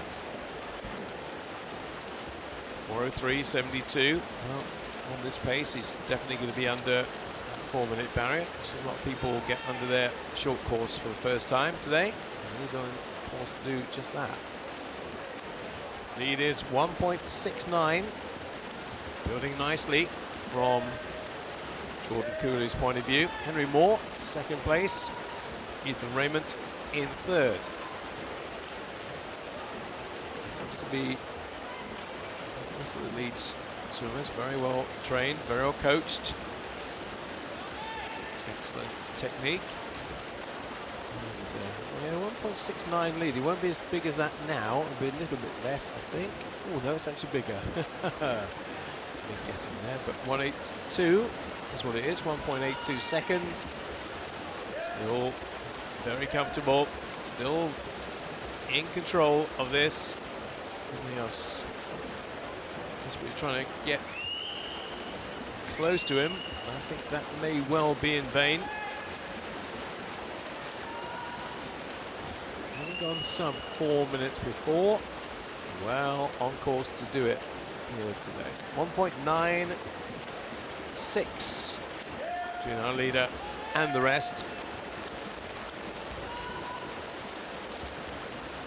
It's increasingly unlikely that anybody's going to really challenge the 22-year-old from City of Leeds. Now, 4:03.72 is his entry time. Now, I want to say with the swimmers who are not in their teens, and certainly the younger ones, this may not be his personal best.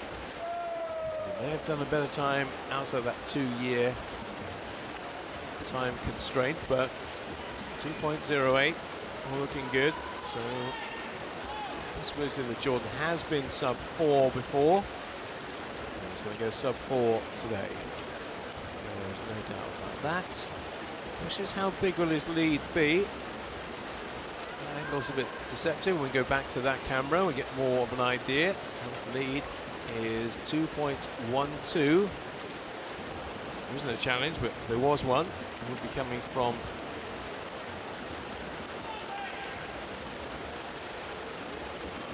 we'll find out. Just a moment. 1-3, I think. Henry Moore, Southport. Alongside him is Ethan Raymond of Bath. We'll see our winner home, and he'll be in 3:55 territory. 3:56, just snuck outside it for Jordan Cooley, but it's a good return today, and one that's very comfortably. Henry Moore slips down below that 4-minute barrier, and his entry time, 17-year-old from Southport, was 4:03.54, so I think there's a likelihood that that may well be his first sub-4 swim. And Ethan Raymond in third place with a 3:58.95, very close between the two of them, and 3 swimmers going under the 4-minute barrier. Right, we have a swimmer from Ukraine. First time we mentioned that today. Timofey Chmurk. Go ahead, made 7. Other than that, all homegrown talent for number 9 of the 400 meters freestyle. Toby Stewart of Guildford, Louis Fenson of Loughborough, and a couple of Plymouth Leander swimmers side by side, both 17 years of age as well. Mehdi El Mansar and Noah Jameson Neal, 2 and 3. Jack Fleming of Loughborough in 4. Oliver Pope of Thanet in 5. Dan Donovan of Loughborough goes in 6. 7 is Timofey Chmurk of Ukraine, Daniel Cox of Wickham, and Elijah Kendrick of Plymouth Leander, as I've already mentioned. And we'll concentrate on the race.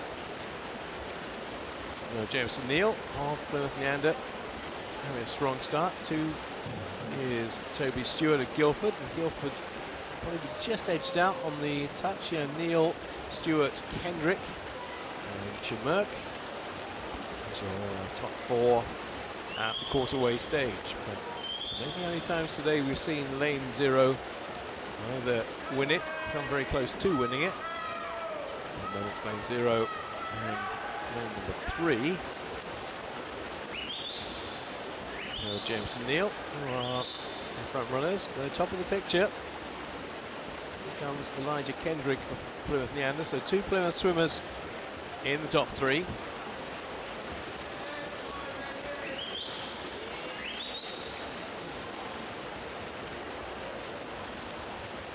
Lane 0 though, still in control, Toby Stewart of Guildford. Just wondering how much longer though, because top of the picture, looking particularly good, is Elijah Kendrick. How big's the lead at the moment? Not massive, no. It's only 4 100ths between Stewart and Kendrick. Still a few coming back at them as well. No Jameson Neal, who's going so well early on, still going pretty well, but not in the shake-up for 1 and 2 just yet. 0 and 9 in control of this race. Toby Stewart, Guildford, 18-year-old, and the 17-year-old from Plymouth Leander in lane number 9 with 150 to go. Only half a second separates them. Of course, they haven't swum their own race, so they will not have a clue that far away what each other's doing at this stage. It's really a good thing. Elijah Kendrick with a 4:03.44 to his name. Toby Stewart with a 4:03.43. So on paper, they're separated by 1 100th of a second. They're not separated by a great deal more here. No, it's just over a second according to the clock. So it's a really good turn by our leader. Just to open up a little more of an advantage. While you see, appreciably, visibly, he is starting to really motor now. Chosen this part of the race just to kick. His legs are really working hard on the far side of the pool, and so he should be able to dictate and dominate from here on in. 50 to go. Stewart's now 2 seconds back. Neal is 3.5 seconds back, so I think we could quite safely hand it to Elijah Kendrick, Plymouth. And he is going to be massively and I mean massively, inside that 4 minutes. Now 4:03.44 was his time prior to today. He's going to be up in the 3:57s, I think. 3:57.51. Should be delighted with that. Only swimmer in that field to go under 4 minutes. Massively so as well. 3:57.51 for Elijah Kendrick. Second place Toby Stewart, who did track him all the way for most of the race.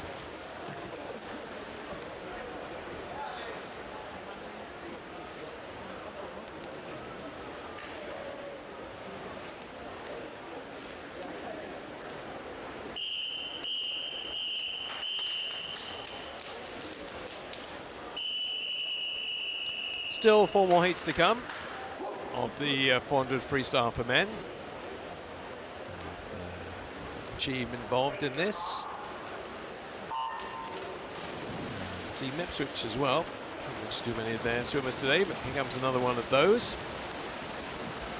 Joe Cooper going for them in 1. Michael Adderley of Wickham District in 0. 2 is Jackson O'Rourke of Northampton. 3, Harry Wynne-Jones of Milton Keynes. Daniel Kennedy of Repton in 4. Thomas Davidson of City of Birmingham.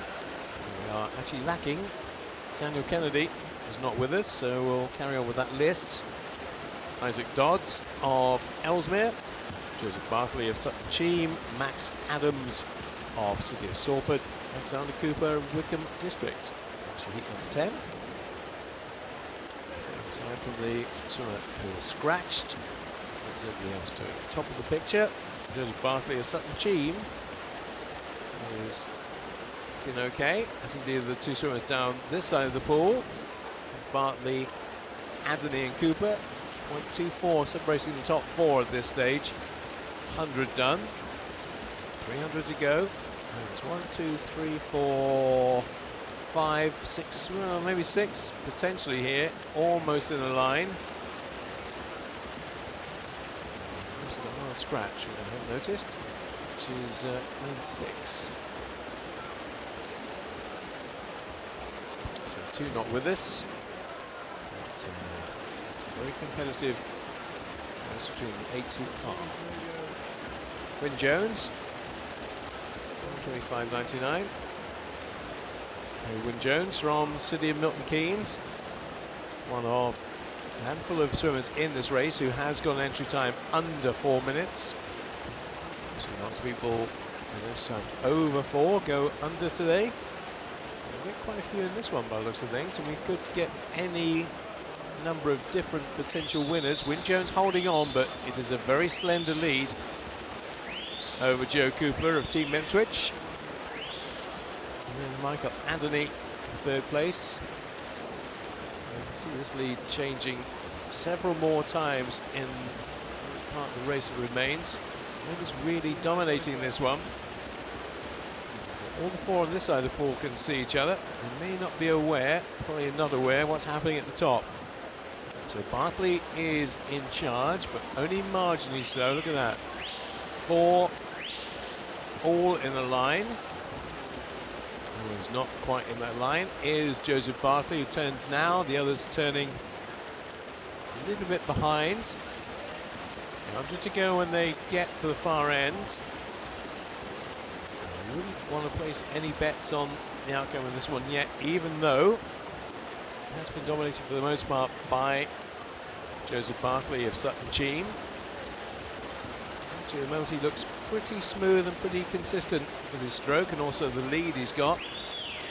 So the others are racing themselves, and he's not having to.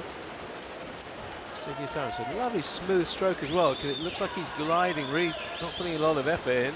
The others are kicking for all they're worth. This might be the time where the lead changes to Michael Adderley. Not quite, 0.38 between Bartley and Adderley now, but Adderley is a real threat, big threat to Joseph Bartley, who has led this race pretty much all the way through, but might now get usurped on the last 25. Looks like he might. Not sure Sutton Cheam swimmers aware of how close it is. One of these two's going to get it. They might go for Adney at this stage, and I think Adney is the good call. Ooh. Well, not the good call. 8 100ths between first and second. Joseph Bartley did hold on. Looked like he was going to get reeled in and overhauled in the last few meters there, but he does get the touch. Adney was 8 100ths behind. They've both done appreciable PBs. In terms of Michael Adney, that is a new PB. Under 4 he goes for the first time, but wasn't quite able to hold on for the victory. So still that 356 we saw from Thomas Sansom has not yet been beaten. I don't think. 354. No, it has. 356.4 is still the best time.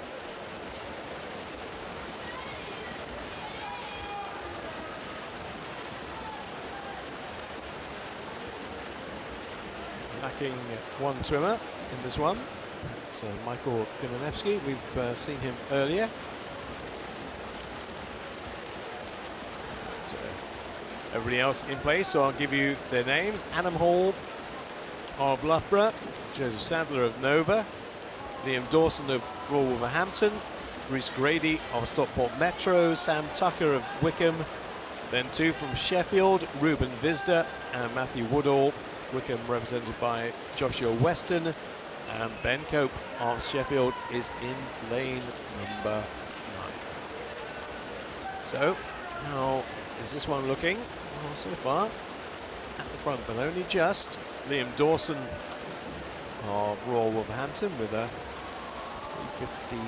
3:57.38 is his best time on the sheet, but this race again has got different component parts that might change in terms of the lead. Right at the top as well, discount Ben Cope of Sheffield, the 20-year-old, the oldest.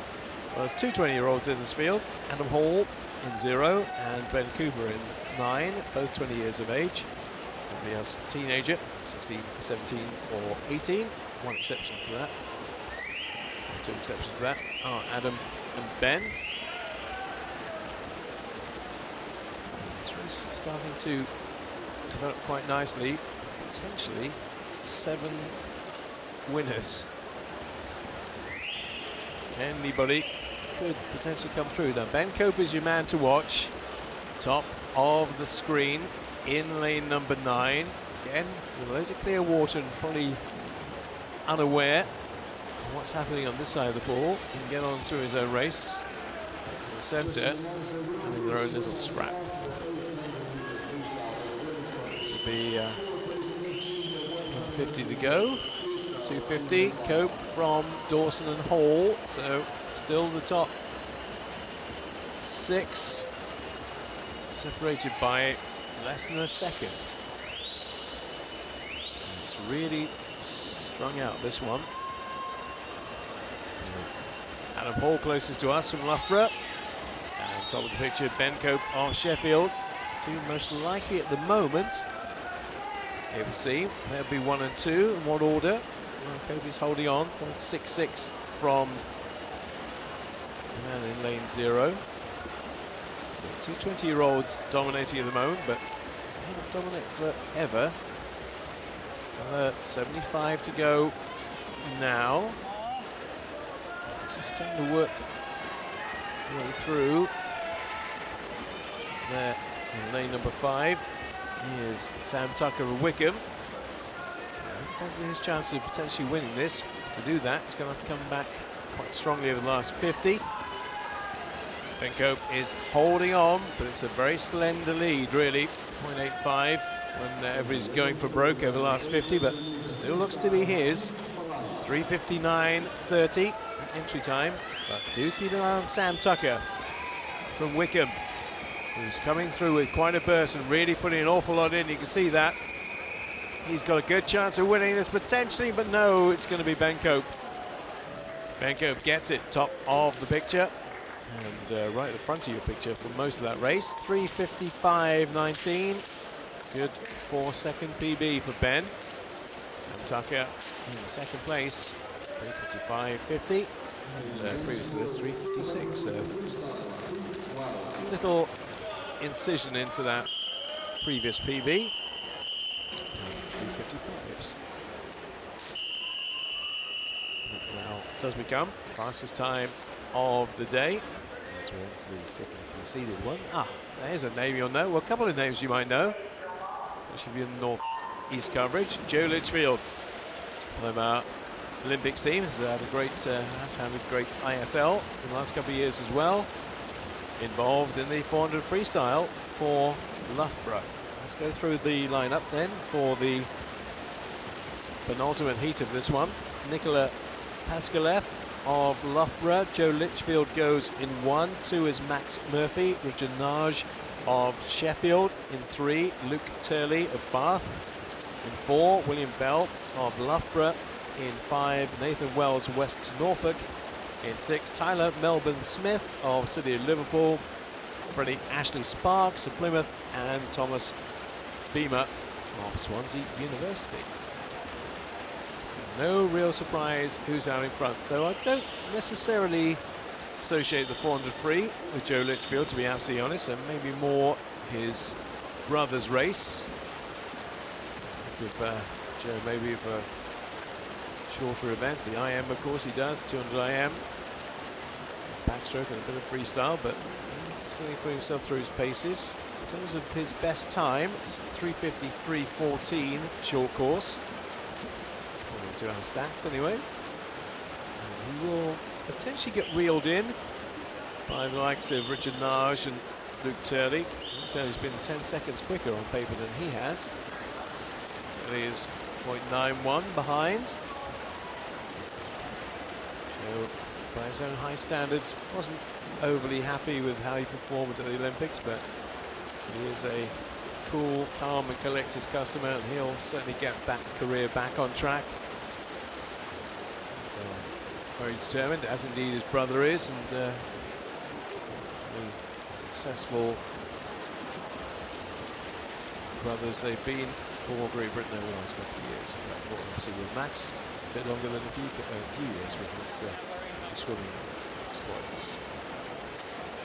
So Joe Litchfield continues to lead, albeit not a massive lead, because you can see that powerhouse in the centre starting to work their way back into his slipstream. The likes of Richard Nage and Luke Turley and William Bell from Loughborough University. In close proximity, Joe is being reeled in, and he knows that. He'll be aware of that. He can see a bit of clear water between him and the rest, but I think the lead might be fairly short-lived for Joe Litchfield now, as the more established 400 freestyle swimmers start to come to the fore. Richard Nage, Luke Turley, and also William Bell. And Joe stepping back into 4th place. It's necessarily not really his special event, but he won't want to be too far back in the back. You can see he has responded in kind, so that he does not want to get overwhelmed or overhauled here too much. Found another gear as well as Joe Litchfield. Still going for it. Actually back in the lead, I think, potentially. Not quite, but 0.17 now separates Luke Turley and Joe Litchfield. And Joe is going... What were you saying, Bob, about my 400 freestyle prowess? I'm going to show you. I think I can beat this lot. The likes of Nage and Turley and Bell. I'm better than them. Oh, he was playing with them. He was toying with them. Yes, he was. Oh, Joe Litchfield, well done. Well done. Bit of a glide in at the end, but he won't care about that. That's a very good win. He gets some way more established 400 freestyle swimmers than he. 3:47.26. That will be the Justin Bieber music then, Joe, won't it? Yeah. 3:47.26 for Joe. Just when I was in the process of writing him off. Goes to another gear. And finishes it off. Right, last heat. That's the quickest time, by the way, 3:47. We've seen in these heats so far.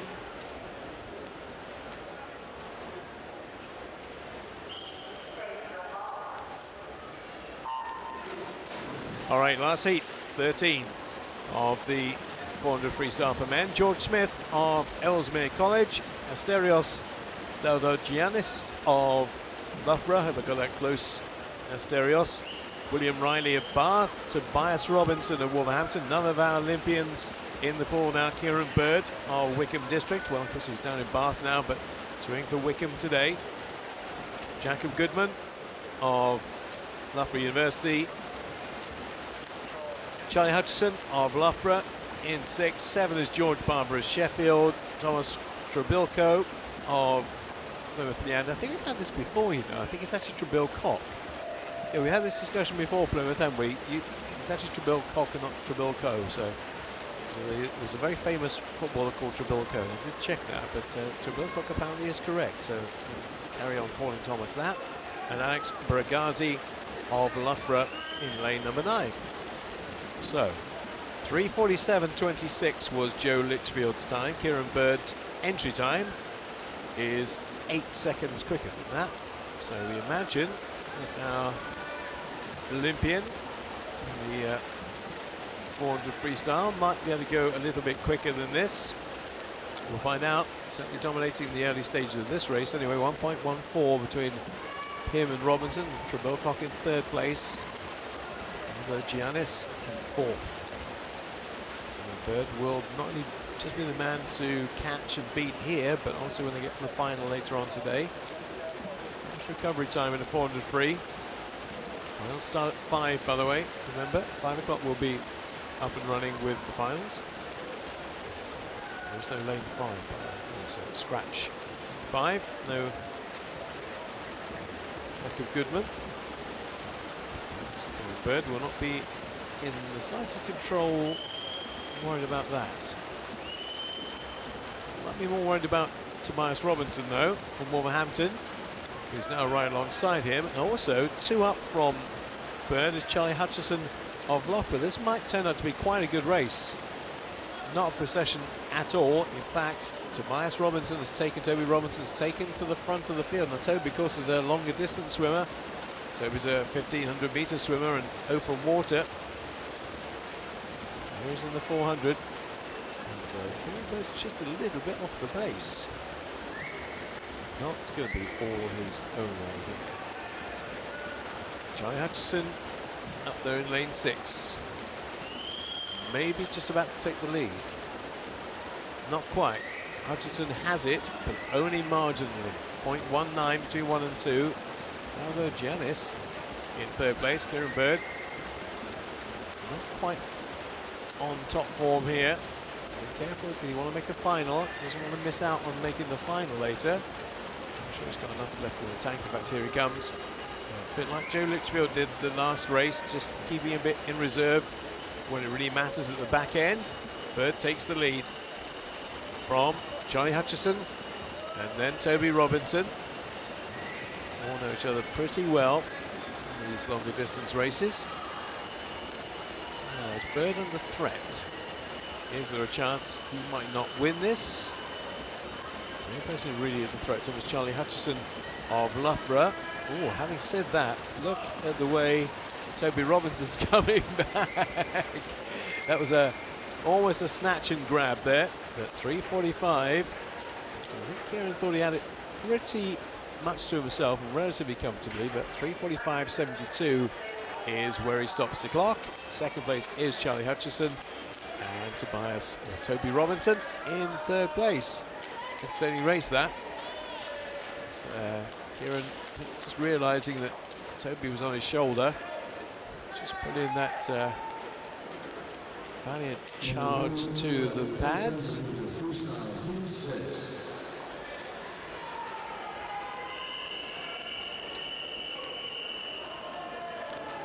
We've got one more event before we have a break. And reminding you again that 5 o'clock is when the finals will start.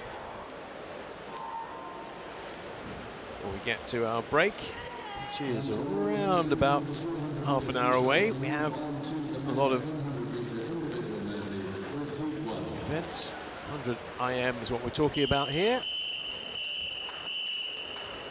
And we have 3 to go in the first of them. David Annis, Pershaw, 15-year-old, looks a very talented young man from what we saw earlier today. Ulverston's Jotug Moller and Conor Thorpe at City of Sheffield. They're the 3 who will compete in the 100 IM. Obviously, 4 disciplines in 100 metres. From the butterfly to the backstroke to the breaststroke to the freestyle, all in space of around about a minute. That's what they'll be aiming for. They're all 102 customers right now, but hoping they can get maybe down to 101, potentially 60 seconds. This is, everybody has a strong stroke. Breaststroke is the one that sometimes, or very often, changes the course of events in the 100 IM. And certainly obviously on the longer distances, the 200 and the 400, most certainly does. David Annis, Pershaw, 102.96, looked great early on today. Can he get around the minute? So 101, I think. Oh, actually just outside, and Conor Thorpe nicked it right at the end. 102.21.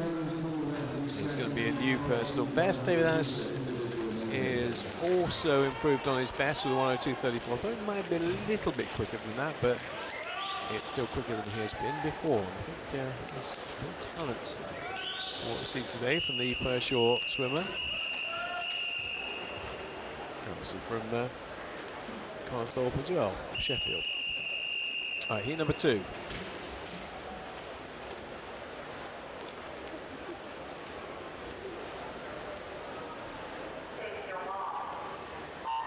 So Skipton, Mount Kelly, Wigan, Bishop Stortford, Bromley, Blandford, Winsford and Bassetlaw all have swimmers involved in the second heat of the 100 metres individual medley. This looks like, well, most of these will be, I'm sure, very closely fought, closely contested events. Lane 4, Toby Godsell looking good for Bishop Stortford right now. Rowan Sheriff likewise for Skipton. And Maxley in third, but with the IM, the order can change, often does change almost with every stroke in the IM. At the moment, keeping things pretty much together in lane number 4, Toby Godsell, youngest in the field at 14 years of age as well. This is impressive stuff for the 14-year-old. Now, if he can get under the minute, it'd be great. Just outside it, sadly, but I say sadly, it's still a massive new PB. It will be for a 14-year-old, most definitely his personal best. Just knocking on the door of that 1 minute. Not able to break it open this time, but next time maybe. 1:00.87 for Godsell. And Pickering in second place. Heat number 3.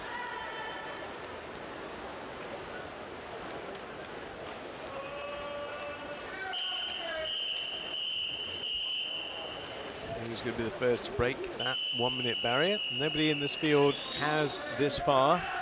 All on 102s. Two 14-year-olds. Watch out for them in 7 and 8. Bryden Byrne and Raheel Mahmood. Top of the picture. Both involved quite early on. So 2 is Dominic Morgan and Leatherhead. And a good start, 5. So the butterfly belongs to him. Back on the backstroke. Jacob Stephen of Brentwood's coming through. He'll be challenging potentially for the lead. So too will Jacob Davison, but neither can overhaul Dominic Morgan and Leatherhead at the moment. He's looking good, look very good on the butterfly. Looking pretty good on the breaststroke as well now. And has he got all 4 strokes pretty much working for him today? It looks like he has. So they're not going to catch him on the freestyle, and this is going to be a fairly comprehensive win. Watch that time. Is it going to stop under the minute? It does. First time for Dominic Morgan under that minute barrier. might get a little fist pump or celebration. It's a good target, good thing to break through the minute, Barry. Just having a double check on the scoreboard. It has gone off the scoreboard now, but he took it in the first time. 59.88. He goes under the minute.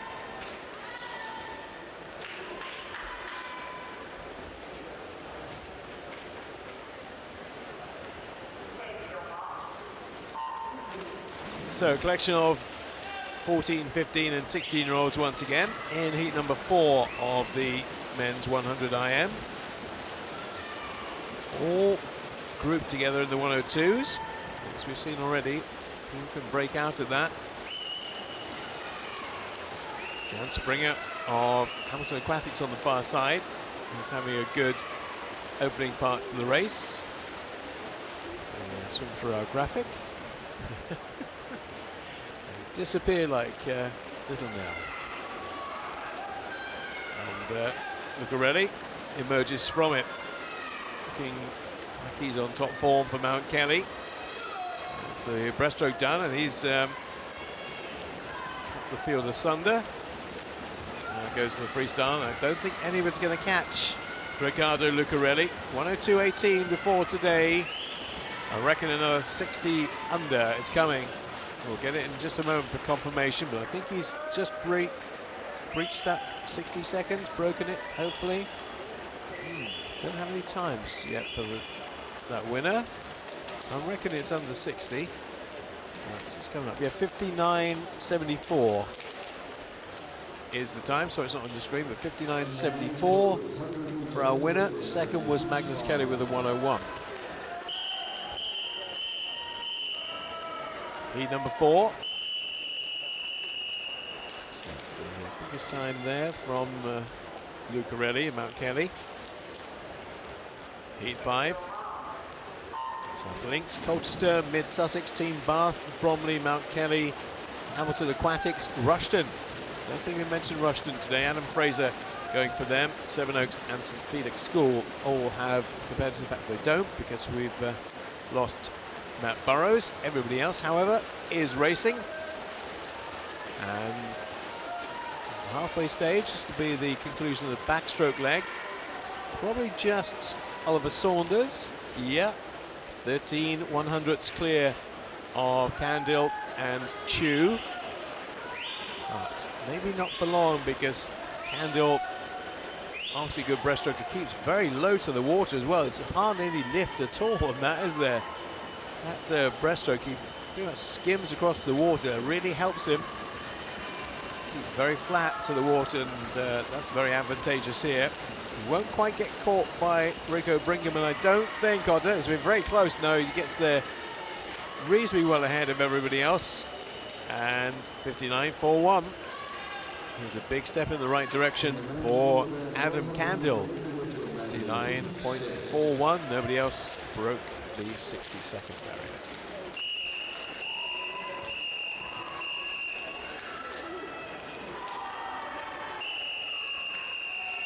On to heat number 6. Benjamin Horton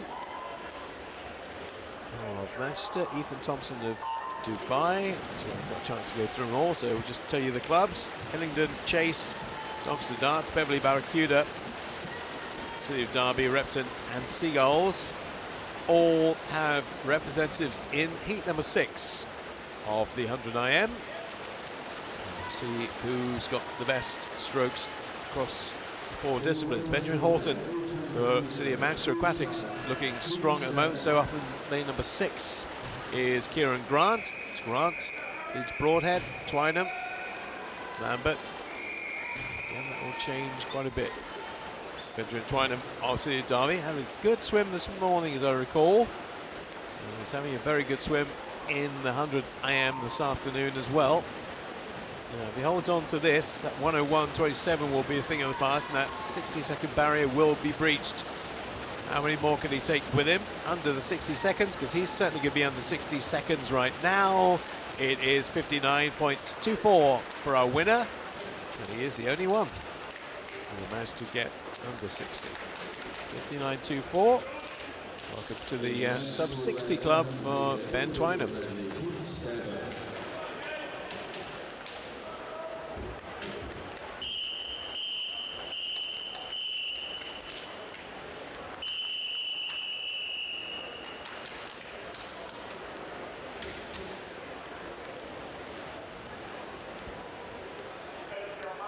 Heat 7 of the 50 breaststroke for men. Stockport's City of Manchester Aquatics, Plymouth, Derwentsside, Kettering, Mount Kelly, City of Peterborough, West Dorset, Hastings and Royal Wolverhampton, all involved in this one. We do have all the lanes occupied as well. And the butterfly has come and it has gone. Onto the back they go, making great strides and great strokes too. Into is James Hart, who leads from Adam Strickland of Derwentsside. Third place is Andrew Jones. Andrew Jones' breaststroke is really bringing him to the fore, maybe bring him to the front. It certainly is. Andrew Jones, Royal Wolverhampton with 101.14.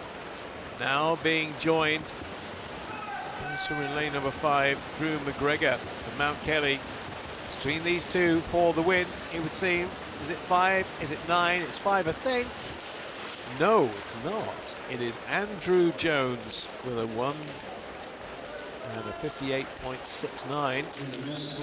Drew McGregor also joining him under the 60-second barrier. Likewise, Adam Strickland with a 59.59. So 3 all for the first time as far as their entry times are concerned, heading below 60.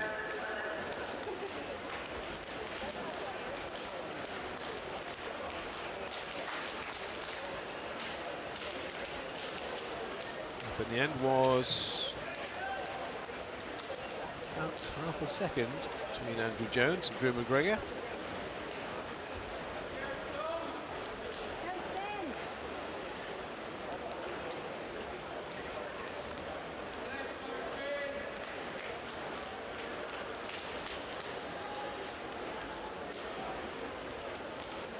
I actually wonder if there's going to be a DQ here because it's not been confirmed. I wonder whether somebody, yeah, we're going to lose, yeah, Adam Strickland, who won it as, sorry, came third, has not got his place. He's got DQ'd. So, sorry about that for all Adam Strickland and Derwentsside fans, in which I know there are many watching in. Afraid your man sadly got DQ'd for something. Not sure which or what. Heat number 8 up next.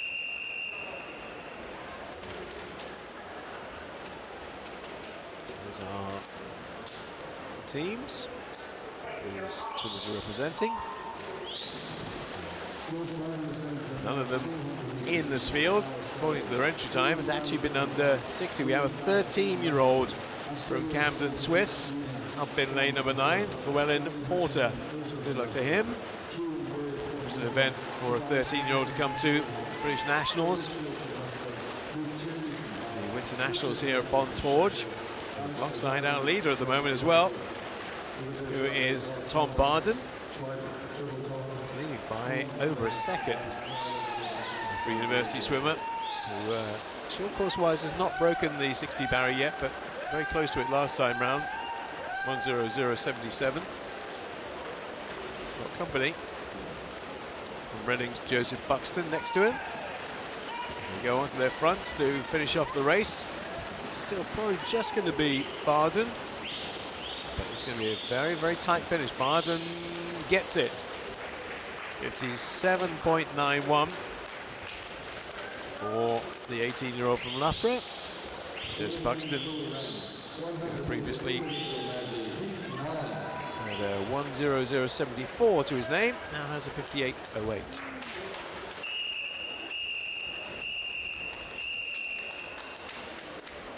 Heat 9.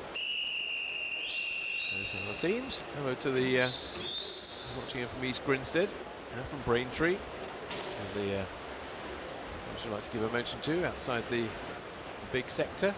And got from Altrincham as well in 6 and 7. So there should be quite a few here who get under 60 because they're all right on the cusp of it, including Solomon Williams, who did a 1:00.28. We have a 13-year-old in this one as well from Monson. Aaron Bissett goes in 8. All the others are either 15 to 18. And 4 and 6. Solomon Williams and James Pennington are the ones who are battling it out at the front of the field after the backstroke leg. Now the breaststroke leg, see what happens as this sorts them out potentially. The breaststroke leg from Aaron Bissett, the 13-year-old I was mentioning on the far side, has got himself right back into contention. Now, surely not. Surely the 13-year-old's not going to beat the more established ones. Well, he's not. This time around, it's a really good swim by him. It will be lane number 4. It will be Solomon Williams and Millfield who'll take it. 58.27 is the time, but Aaron Bissett at the top there. Youngster goes sub-minute as well. Now, 13 years of age to go sub 1 minute in 100 IM is a pretty good achievement. I'm sure they're delighted with him at Monson, as well they should be. Excellent performance.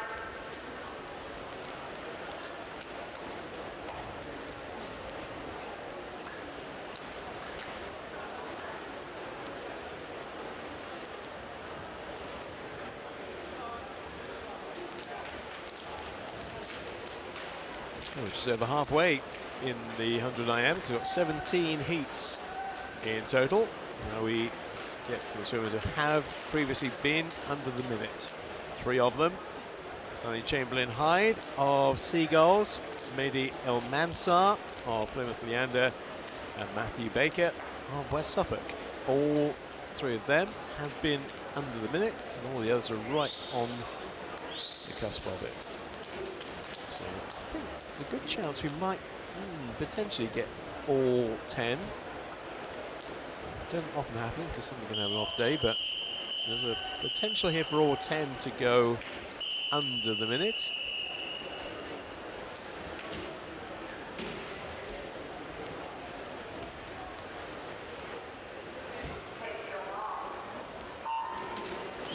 Fastest in the field, only marginally though. In fact, joint fastest, Mehdi El Mansar and Matthew Baker, both done a 59.94 before today. 59.97 from Sonny Chamberlain Hyde. They're in 3, 4, and 5, so the entry times bear out. Should see 3, 4, and 5 come to the wall pretty much together, but it's not that way at the moment. It's 3 though. Sonny Chamberlain Hyde with 59.97, the 18-year-old from Seagulls.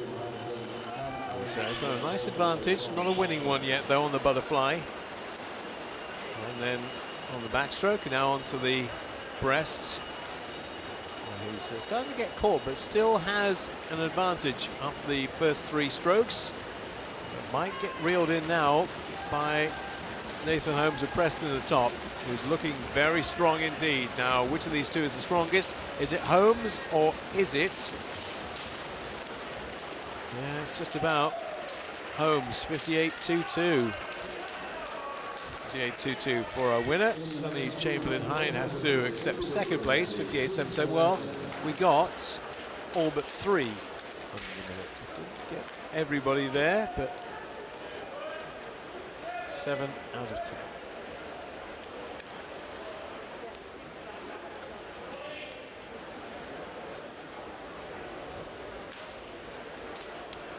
This is time at the moment. Here's Tom Barden's 57.91, I believe.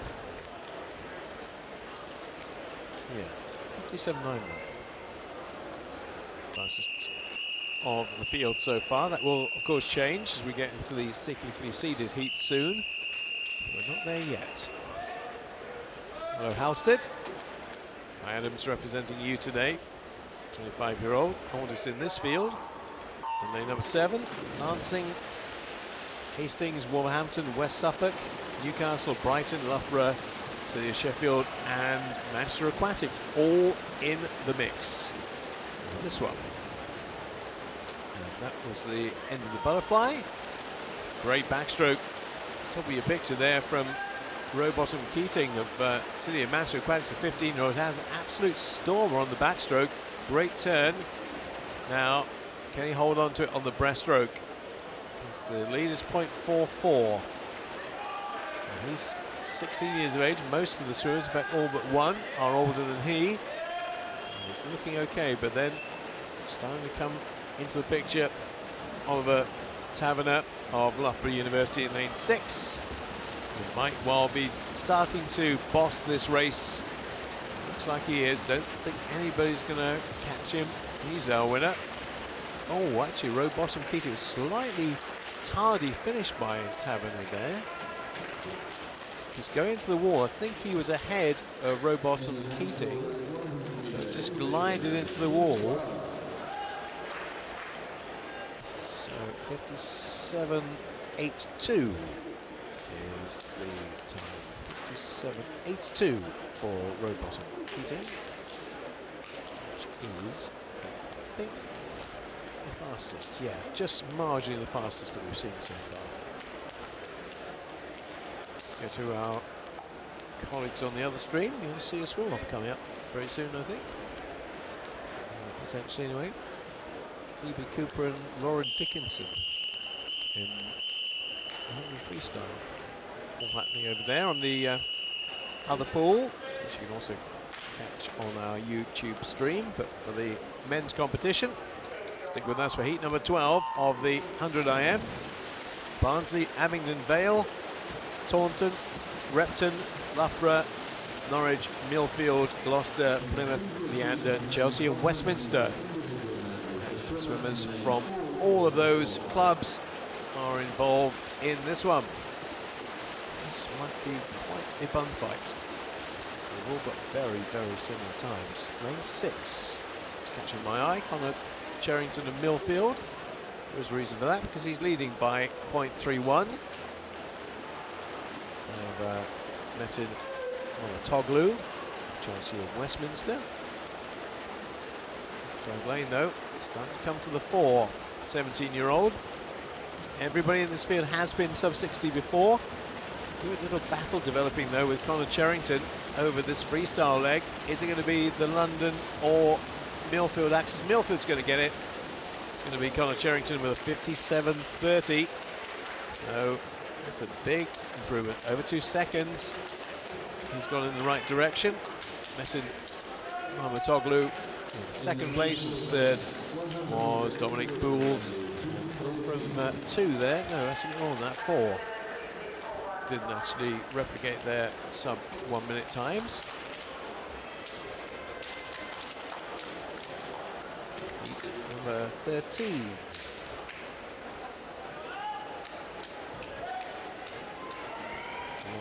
Chelsea and Westminster involved in this event. Edward Whittles representing the London club in 0.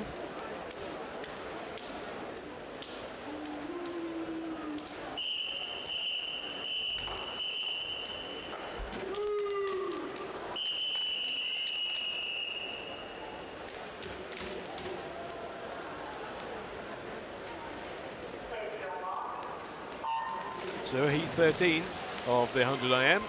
Chelsea and Westminster, Reading, Mount Kelly, City of Liverpool, Surrey University, East Grinstead, Millfield, Plymouth Leander, Swansea University and Devonshire. All involved swimmers in this one, though, yeah, I thought we lost somebody, but that's such great underwater work. This is the great thing about short course. Sometimes you look up and think, I think we've lost a swimmer, but we haven't. David O'Loughlin's underwater work there was absolutely impeccable. Barely seen any of him on top of the water. He leads, but he's being reeled in by a couple of swimmers now. Donatas Gregasius of Mount Kelly's there. Go to up the top of your picture. Coming through in lane 6, the early leader, David O'Loughlin, but he's not going to take this one. He's going to be taken by Donatas Dragasius, who gets the touch of Mount Kelly in a 57.87, previously 59.05, so second or more in the right direction for him. David O'Loughlin in second place, and Ellis Clayworth in third.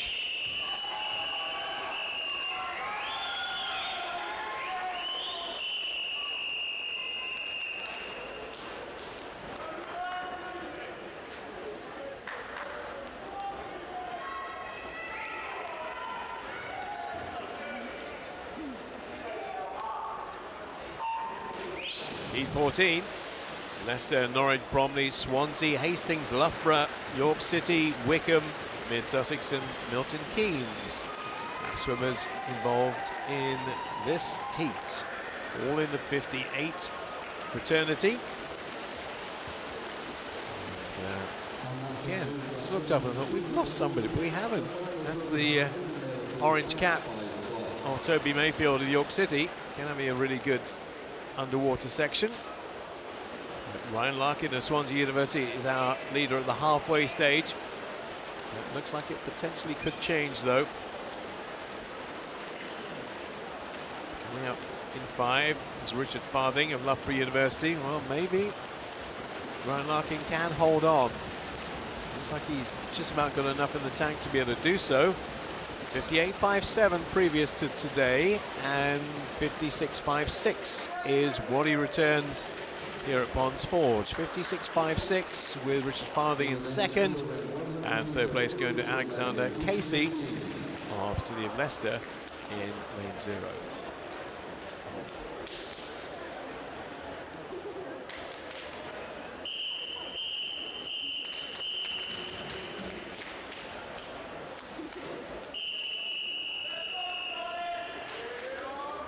On to heat 15 of the men's 100 IM. Not quite to the seeded ones yet. But this is the first. Heat number 15. Adam Metcalf, the fastest is sub 56. Nobody else in this field has been sub 56 before. 55.59. It would be if he was actually there, having given the big build-up. He ain't there. So we're concentrating those who are there.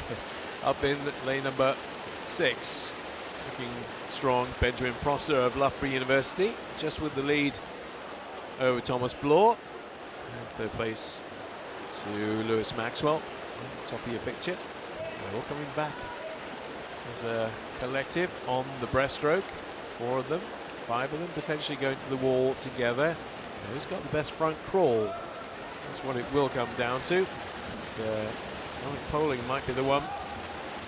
Lane number 5, and it is Dominic Poling. He's going to stop the clock at 54.51. 54.51 for the Brighton swimmer. Thomas Bloor second, and third was Lewis Maxwell.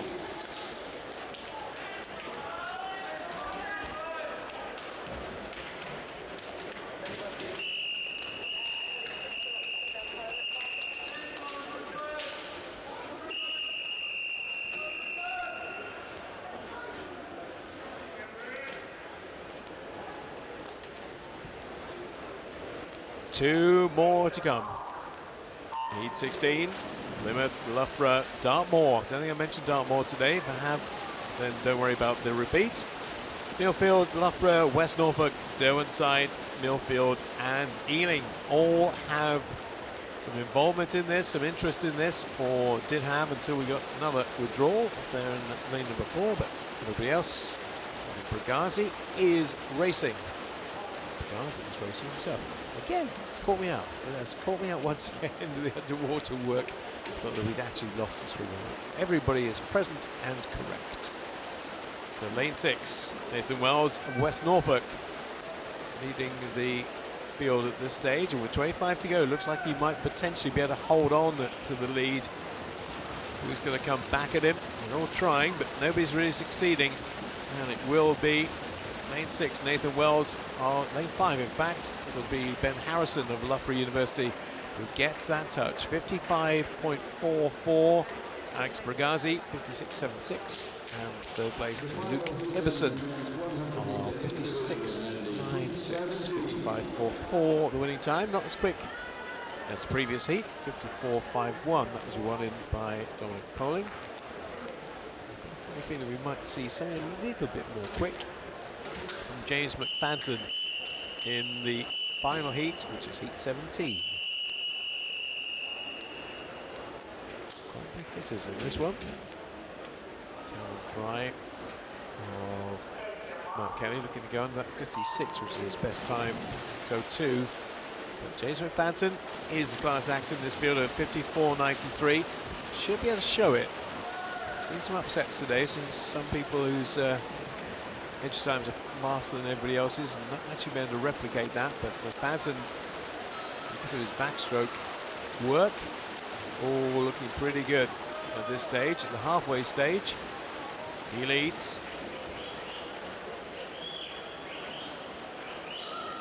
For breaststroke, nobody really making any sizable impression on our leader. He has this pretty much all to himself. Goes on to front crawl, 25 to go. Surprised if he's not in around 55 seconds for this one. So they're going to lead them all home by quite some way. Our winner is lane 4, as long as it, oh, a little glide. Oh, coach won't like that. Coach will not like that. That's a little bit sloppy. I know he got the race well and truly won. There's no any argument about that, but coaches do not like that. 54.74. But you know, that's still his best short course time. I'm thinking if he didn't put that glide in, how many more tenths might he have taken off that time? It was a appalling end to that race, which I'm sure he'll tighten up and get ready and done properly in the final later on. Right, so that is the conclusion of the men's 100 meters individual medley. We are done for the time being on the stream. The women's races are finished in the adjoining pool, and we will be back for the finals. It's now 10 to 4. We'll be back in an hour and 10 for the finals action on day 1. We'll see you then. Just to confirm that we have broken match between 4:45 p.m. in both groups.